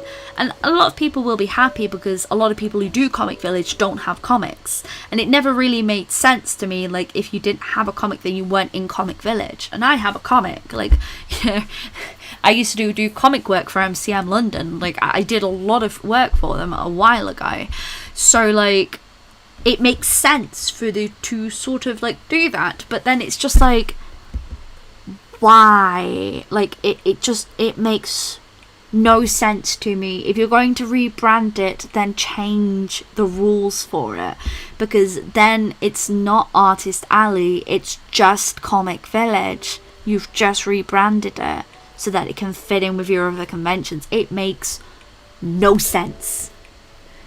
But to be fair, a lot of people were calling it Artist Alley anyway. They weren't calling it Comic Village.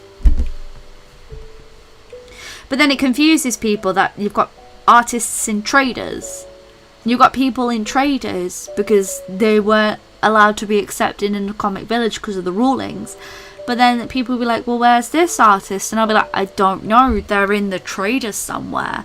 They'll be like, yeah, but where? And I'm like, I couldn't tell you, because the traders hall is ridiculously large. And it makes no sense, if I'm honest.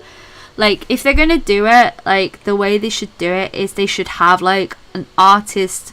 So if they wanted to do it, they should have, like, the indie comics people. So they have, like, the indie section, and then they have the Artist Alley section, which could then include people who sell fan art. Because if you go to the Comic Cons, like San Diego, if you go to Emerald City Comic Con, they have people in the Artist Alley section who sell fan art, because that's not a part of their ruling. They're allowed to sell fan art. So it makes no sense, because if you're rebranding it and if you're calling it Artist Alley, then keep it to the same rulings that you have with your other conventions. There's just no point otherwise. It just, I don't know. I could go on about it for ages. It does sound pretty dumb, doesn't it? Yeah, because a lot of people always call it Artist Alley. No one's ever really... There's very little people I know who call it Comic Village, because you just associate a section of artists to be called Artist Alley. I don't know. Because then if... this is the problem that they always had. They should have promoted more. That's the reason why it's called Comic Village, because it's to promote Comic Village. I've been in the trade areas of no fan art. Yeah. Because I only have original stuff. That's why I'm allowed in Comic Village. But I have a comic as well, so it's interesting. Let's be honest. I don't know. It'll be interesting to see how conventions go now, considering everything that's going on. To be fair, because they've had to change a lot of ruling for let's just turn the sketch layer off for a sec.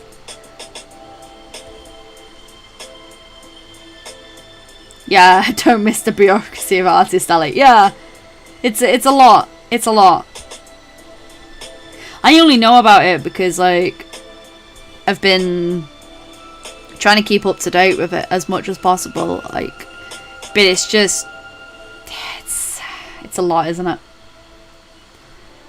Yeah, that leg needs to be thicker. But say it's okay. I don't know.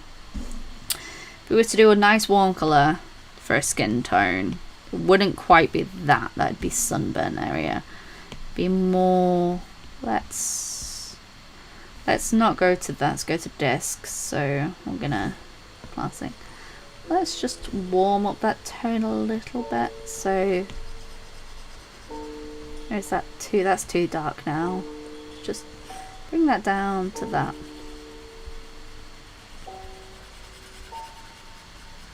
Oh, that's absolutely fine. Have a wonderful, wonderful day. I always forget a lot of people never knew it was Amsterdam and call it London Expo. Yeah, and London Expo is a completely different convention. Have a wonderful birthday. Tell Aurora we said, oh, have a wonderful birthday. We hope she has a lovely day. Skin tone. This is definitely more of the peachy side. She's the most peachy character I have, let's be honest. She's feeling peachy.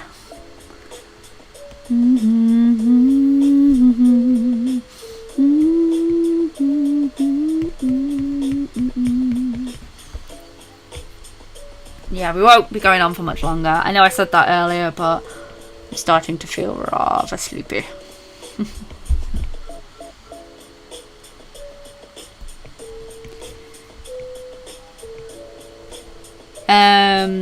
Definitely gonna make her like blonde, I think, just because all the other characters we've got one with purple hair, we have one with reddy orange hair, one with brown hair, one with very red hair. So we either make her a brunette or no, we'll make her a blonde. It makes sense with like the warmer tones. Get that nice sunburn on. Just so we can get a rough colour going. That's absolutely fine, Evie. I hope you have a lovely, lovely day. And I'll PM you at some point to... yeah, I need to DM you to see what you want for your Patreon coffee. Send you some coffee, we keep it going. I think I just need to go and get her. I'm going to go grab some water. Be right back.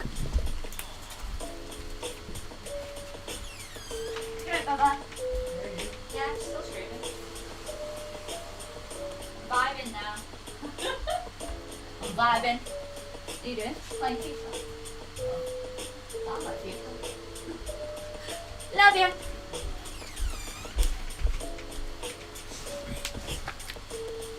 Sun bleach blonde, yeah.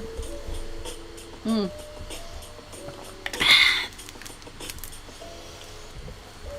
just realised I was getting like really thirsty because I was talking so much.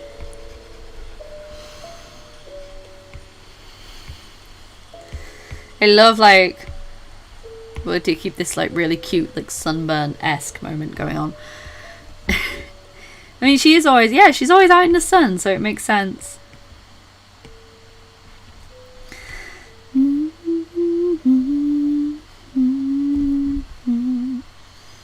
Tell Dan he's a butt. Heard it. Hey Dan! Daniel! What? Matt says you're a butt. What? Kibble says you're a butt. He says okay. He's watching the stream.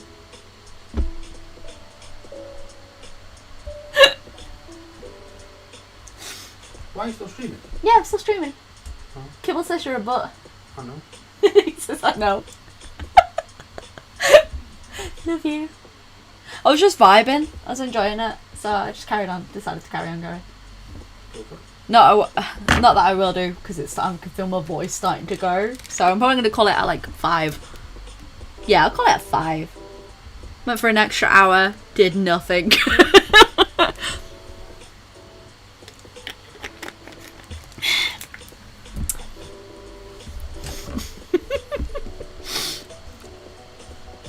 He's been successfully told that he is a butt.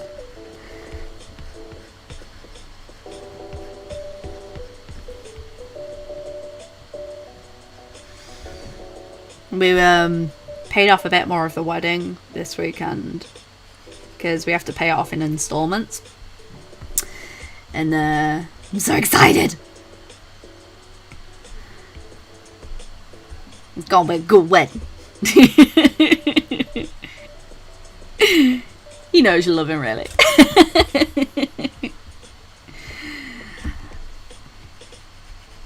He's a good boy. I mean, he feeds me, so definitely is a good boy.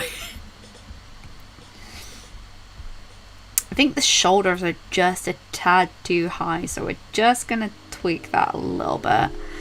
I'm just gonna bring those shoulders down a touch, because the issue that you've got there is the bow looks like it's above the shoulders, and the reality is the bow is actually behind the shoulders, but I don't know why I did it that way. Do that. Really quick way of being able to slap colour down, isn't it? Now I just need to decide on what colour to make that. Because I definitely think blonde is the way to go. It's just what kind of colour blonde do we think? And we're running out of time.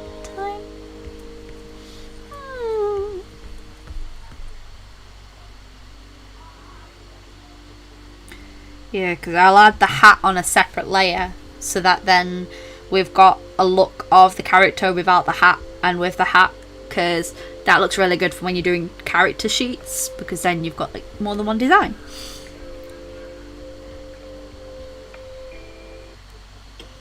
She looks like she's got a really nice big forehead, and I like that.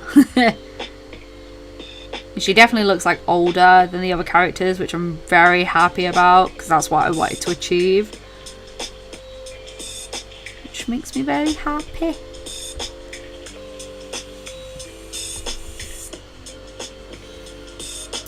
I realised that I only gave her one earring and I'm kind of vibing with it. Maybe one of these hands needs 2 bracelets. What could be pretty neat is to print 1 month with all the witches lined up with their familiars by them. Yeah, we could do that 1 month as well.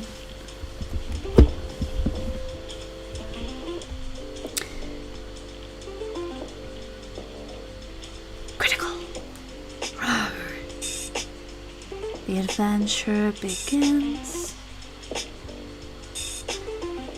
Me.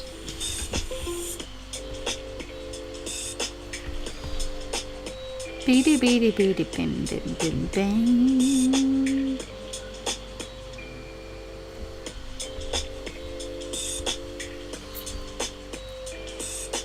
Yeah, we'll go the asymmetry route because I like asymmetry. Asymmetrical earrings could work, yeah. Like she has like one big one and then one not so big one. Give me a sec. Hi, CV.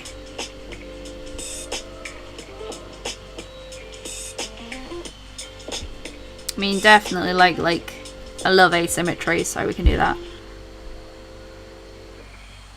I'm talking now.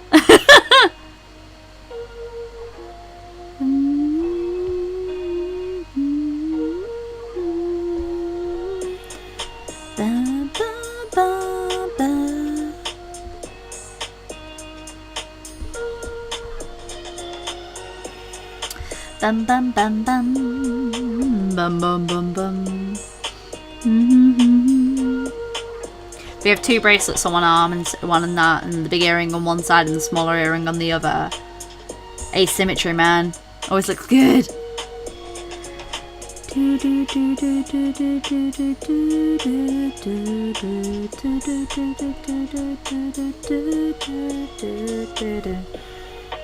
Oh, thank you. It was fun to do a character design. I like character designing anyway. It's always more fun to do a character that you're interested in as well. It just also made it to like a round foot. Plus an artwork like that will give you some kind of view in how they look together in the plant widget. Yeah, I mean, we could do it where they're all lined up with each other. I mean, if we were to do it, so say like if the print for this month was Layla working at her summer shop, I would definitely have some of the Plant Witch characters at the shop, like drinking and stuff. Which we could totally do that. That could work. Hi, Rose.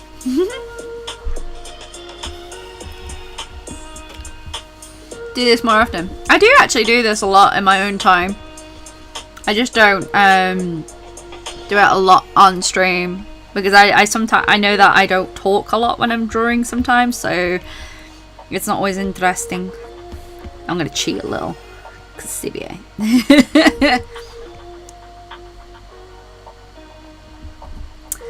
Hi Rose, it's been a long time. I say a long time, but last week we saw each other. Hey. Layla, Layla, Layla, Layla.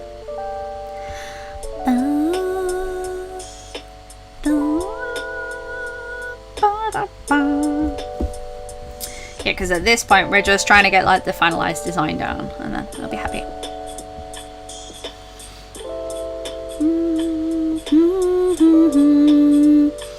It down, which is gonna be great.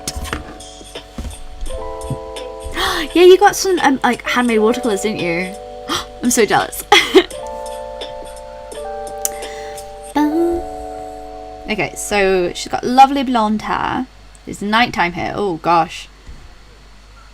It currently is 16:52 here, which is 8 minutes to 5 p.m. I collaborated with any of our art YouTubers. I have done in the past. Me and Monique Renee have collaborated. I used to be a part of the YouTube Artist Collective. Depends what you mean by collaboration, because I have done a few collaborations with different artists. All I've done for the last is waving goodbye. Oh, you've been amazing, don't be silly.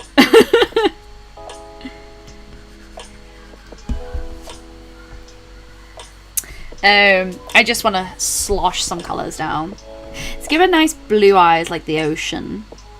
We'll have like, actually blue and yellow really matches really well with like the summer scheme, so we will choose like a nice warm green like this.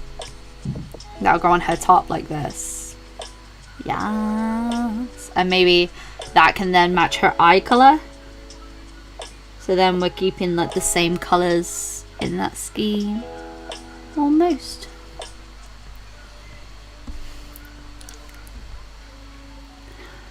Blonde is hard to colour. Yeah. Blonde is like one of the most difficult colours.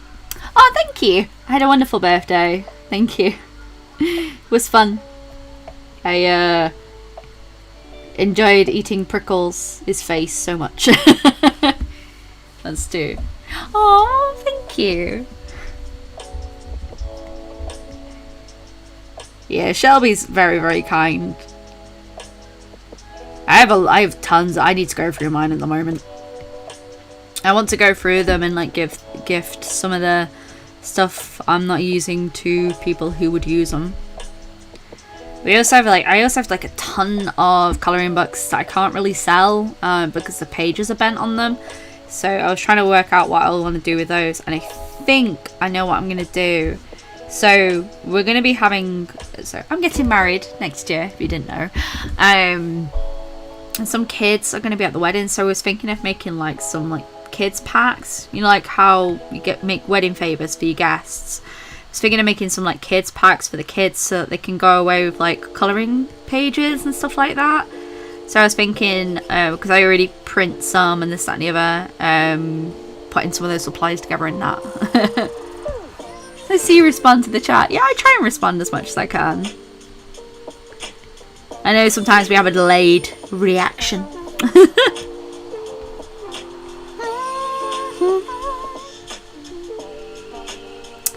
Lavender in the shadows to make the yellows pop. Ooh, I never thought of that. This is a very swimsuit colour, which is good because that's what we want. And then we're going to have these gorgeous bright orange yellow collaboration art stuff. A fan collab, so mentioned. Yeah, Rose, told you, we're going to have some collaborations for our game. Rose is one of the players in the Sunday game that I play with Isabella. They play the amazing Griffin, which is a gorgeous, like, tiefling-esque character design, but super cute.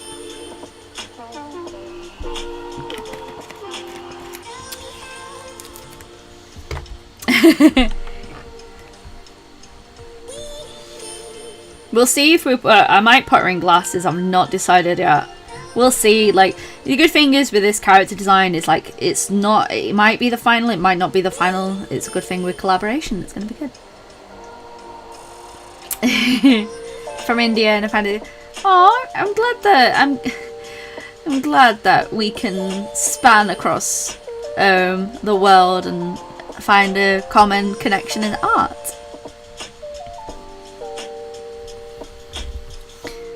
Why do you keep undoing my stroke, Leia? I'd not asked you to do that.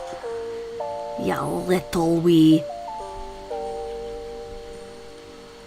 So, we've been watching Disney films.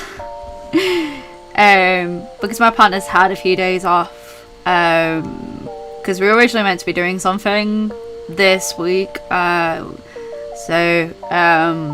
With our friends, but unfortunately our friends got poorly, so we couldn't do it anymore. But we couldn't exactly, you know, not have his time off because he'd already booked it. So we've been going for really long walks each day, and we've been playing a lot of Minecraft, and we decided to go through some Disney films. So, for example, one day we watched Moana, and we watched Luca, and another day we watched Atlantis, The Lost Empire, which made me realise there are so many books missing from my art book collection. But then, yesterday we decided to watch Pocahontas, which then made me realise that the voice of one of the characters in Pocahontas is the dad from Brave. And I was like,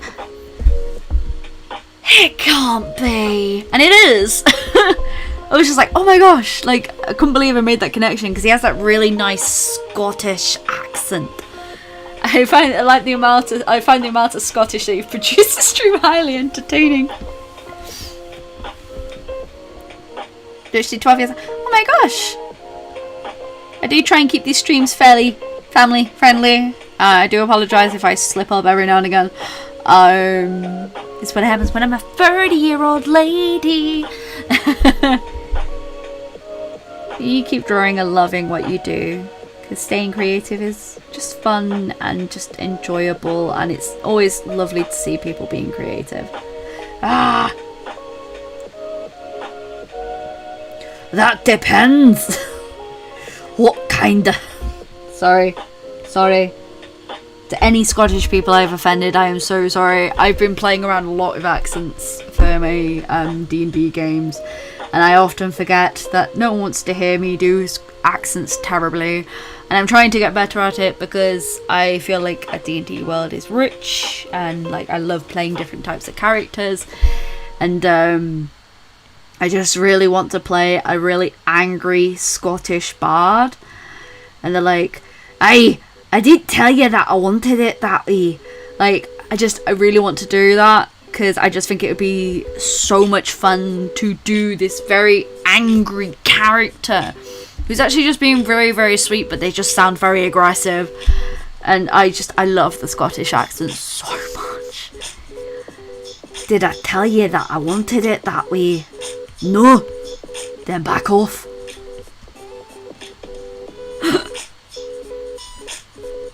Everyone wants to hear you do accents badly.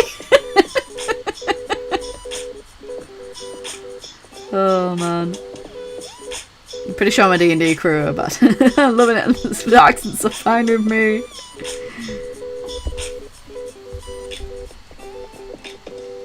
I think when I'm creating like this sort of universe, I'm trying to think like there's going to be a myriad of accents. Like, the people have come away from lots of different things, and it makes a game seem more rich, and like the world seem more universal and relatable if there are different types of accents. So I try and study it the best that I can to make the world seem a little bit more interesting. Forever angry sounding. Accents are super fun. Like, we can just totally chill. Like, oh my god, you guys. I think you're all amazing. And I love you so much. Oh my god.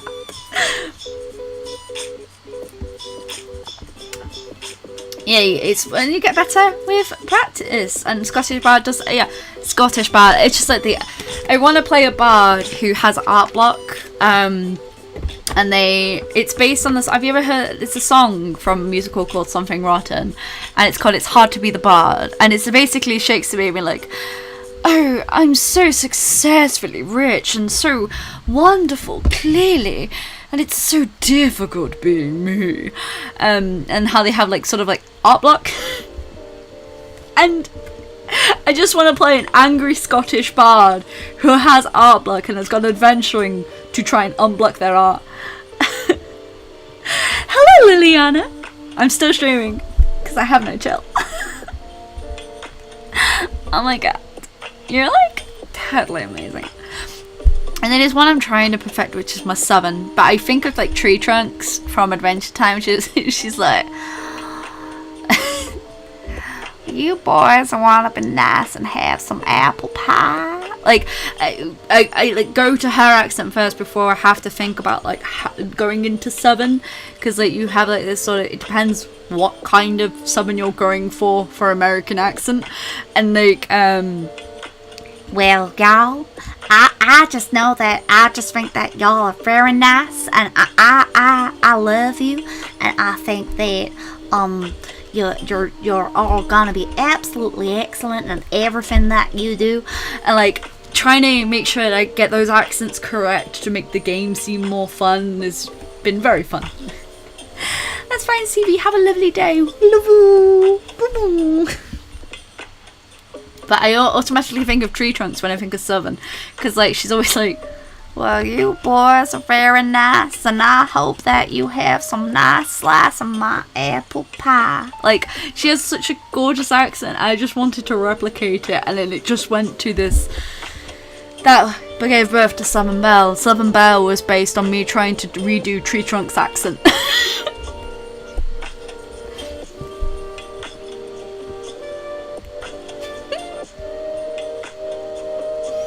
Well, you boys be very nice.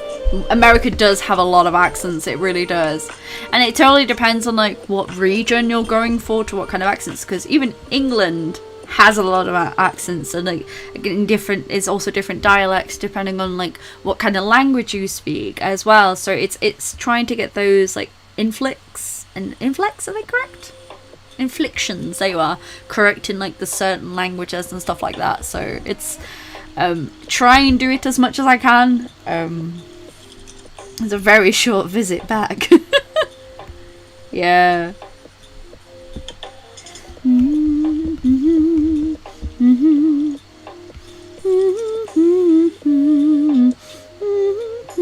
Yeah, it does add a lot more flavour to a game, but I also understand like not everyone can do them. I'm not the greatest, but I do try. I have a few that I feel like I'm okay with.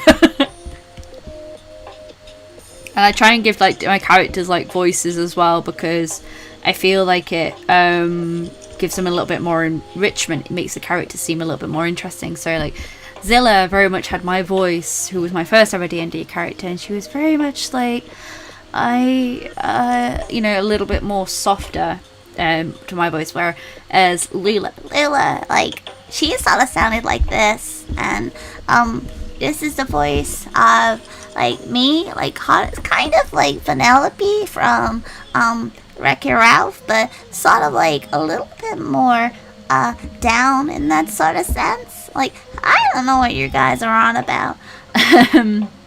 And then Isabella is very much more. I do agree. It seems very over the top in a lot of different ways. Is it my quite understanding that I've got yourself into a little bit of spot of trouble? Which is based on the transatlantic accent from old 1950s films, and that's sort of based off what I've based the character on. Oh no, they're almost out of battery. No. Yeah, see, Rose, like when I hear you speak, I don't hear an accent, which is really weird. I should really end the stream soon, shouldn't I? And like the reason why I give those characters accents as well, or like different like voice inflections, is because it means that I can get into the character in different ways.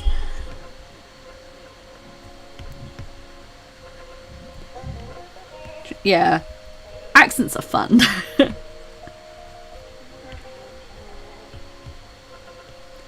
But I also like there is like that fine line that you have to tread as well, because you're not making fun of it in a different one. How do you manage to make voices? My mail is a DM. So for me it's different inflections of different ways. So like for male voices I tend to go a little bit deeper, and even though I'm not exactly male, I can inflict it in different ways. And like if I'm doing male, it totally depends on what kind of voice I'm doing, ain't it? And there's lots of different ways, and like for me it's more like trying to like imagine myself in that mindset of the character. It's from musical theatre days. You sort of like bring yourself into those sort of ways, and like, I enjoy mimicking voices. I do it subconsciously, and like if I hear a nice voice I try and like replicate that as much as I can because I like the voice. I love his voice so much, by the way. Thank you. It's more one of my more favourite ones to do. I definitely get to have a lot more fun playing around with her voice. I like to think I am sort of a radio presenter and having a lot of fun there. But then it's sort of like you have to think, for me, so for example male voices, it totally depends on who the character is. So if I've got sort of like no ability to do a straight face for voices, it also depends on the character. So there's some characters where I have to really get into the zone. I think it tries to go too hard. Yeah, because like I also think like a lot of inflections, whether or not you're doing a more masculine or more feminine voice, which is a very wide spectrum anyway, because there are a lot of masculine voices that can be quite feminine, and like it's a spectrum voices anyway. And it also depends on the type of character you're doing. So like for example, if I'm trying to do a very energetic and like excited character, I bring the voice quite high and up, and like they're very much in your face and like very much like whereas like if I'm doing a very chill character, I bring my voice down and relax a little bit more. I really want to do a character who's like, you guys like totally need to chill and like take 5 minutes just to relax and do nothing, because that's everything. Like you get into the character sort of mindset. I think once you get in there, it helps you understand the character's voice a little bit more. So I have one which is my favourite is Poop Deck. Poop Deck is my goblin who is just an actual gremlin. And her voice, she sort of has an inflection that goes like this, and it's like, oh yes, have you got any buns? I like those buns, I do. And I end up like pulling the voice face of the same character, which is why I'm very glad that when I'm doing voices for D&D, they cannot see my face, because it's just me pulling faces to be the character. Yeah. It can make too many voices. I just think he has to say, because a lot of girls don't speak this high. Yeah, I think it just solely depends on like the type of character you're pulling as well. And I don't think it's necessarily needed for D&D. I just like doing it because I like going over the top. Poop Deck's my favourite though. If Poop Deck, chill character wants to meditate. I just want you to bring those vibes down from a 20 to a 0. Let's relax, guys. Let's relax. Poop Deck's one of my more favourites because she's just really fun to do. It's like proper chaotic gremlin energy. It's great. Who stole my buttons? Did you steal them? I'm watching you with both eyes. Anyway, I always squint her eye as well because like one of her eyes doesn't function properly. So like she has like her left eye just like totally like even though I always do my right, like she can't see quite right with that eye. So I like end up like pulling it almost so that I can feel into that character. It is fun. Yeah, it is fun. Poop Deck's great. I could play her in a real game. For me, voices are hard. I change my voice a little when I play. I think you do it quite successfully though. Because I always can tell when you're being Griffin and when you're speaking as Rose.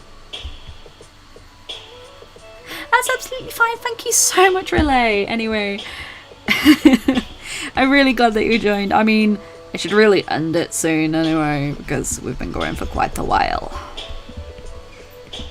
Clipping mask. I enjoyed designing this character today.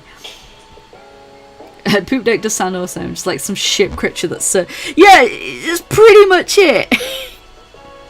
She's also known to like not only she's known to steal all your left buttons, to hoard everything and know all the secrets about the ship, and has also been known to like avoid weapons and stuff like that. She is beauty. I love her so much. I wish we were playing today, Rose. It'd be so good. So good.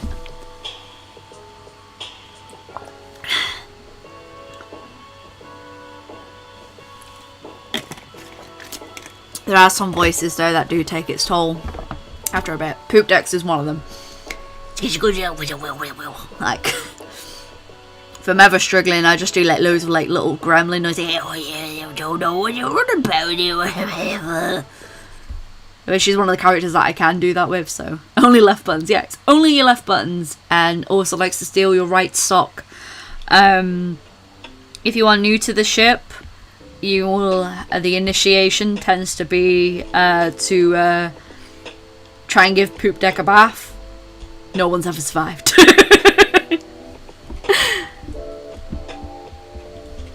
You managed to finish commission. Oh my gosh, I've got a few to do actually. I'll be working on them this week, as well as everything else I need to work on. I know, withdrawals.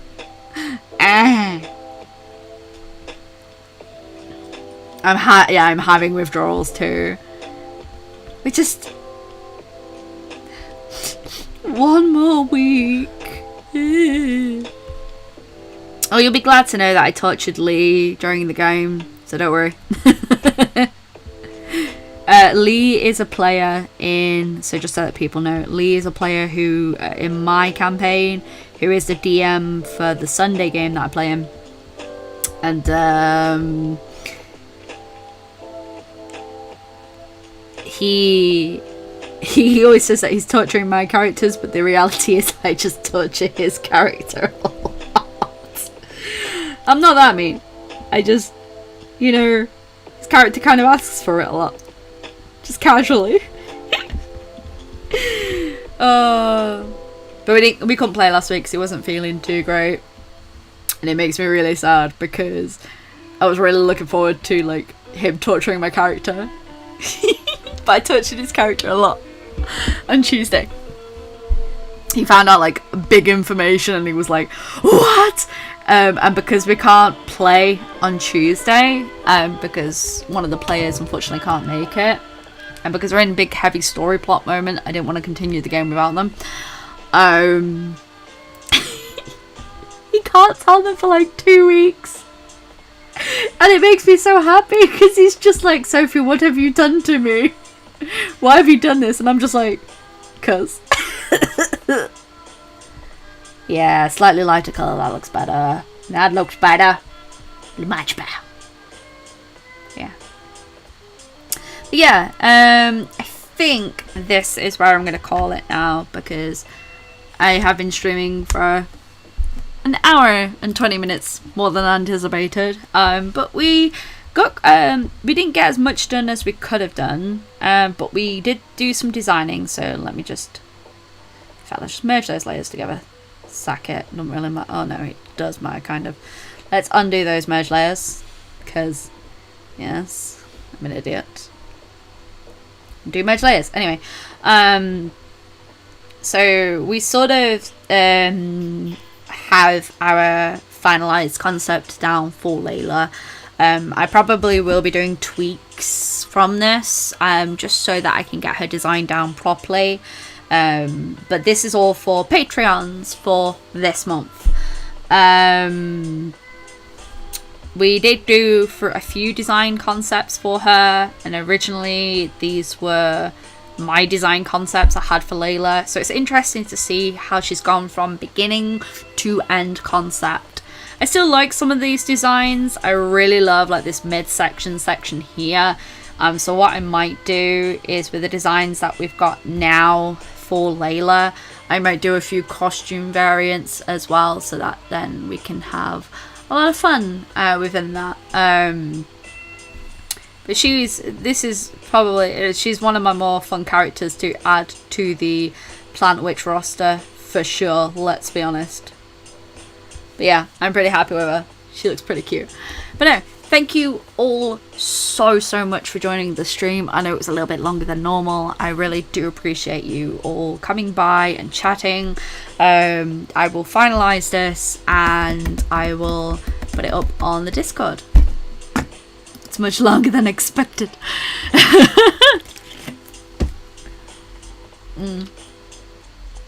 No, it was a much longer stream than anticipated, but who cares? We had fun. I'm now going to go and drink so much water because my voice is starting to really hurt now. I can feel it. Bella has just decided to go away, but I hope you all have an absolutely wonderful week. I am very happy to have designed this character with you, and I've had a lot of fun. I know Thursday's video will be a fun one. I'm very excited for Thursday's video, and I'm really excited. Well, next week we will do drawing Disney characters from memory. I will need a moderator for that, so I will see that. But anyway, have a wonderful week. Keep drawing. Love what you do. And as always, folks, stay creative. Bye. Bye. Bye. Bye. Bye. I'm going to go and be a burrito. A burrito. A burrito. While drinking so much water. I will say, it's just because I've been talking non-stop for like 3 hours. Bye guys. Bye. Bye. Just so much waving. Frantic waving.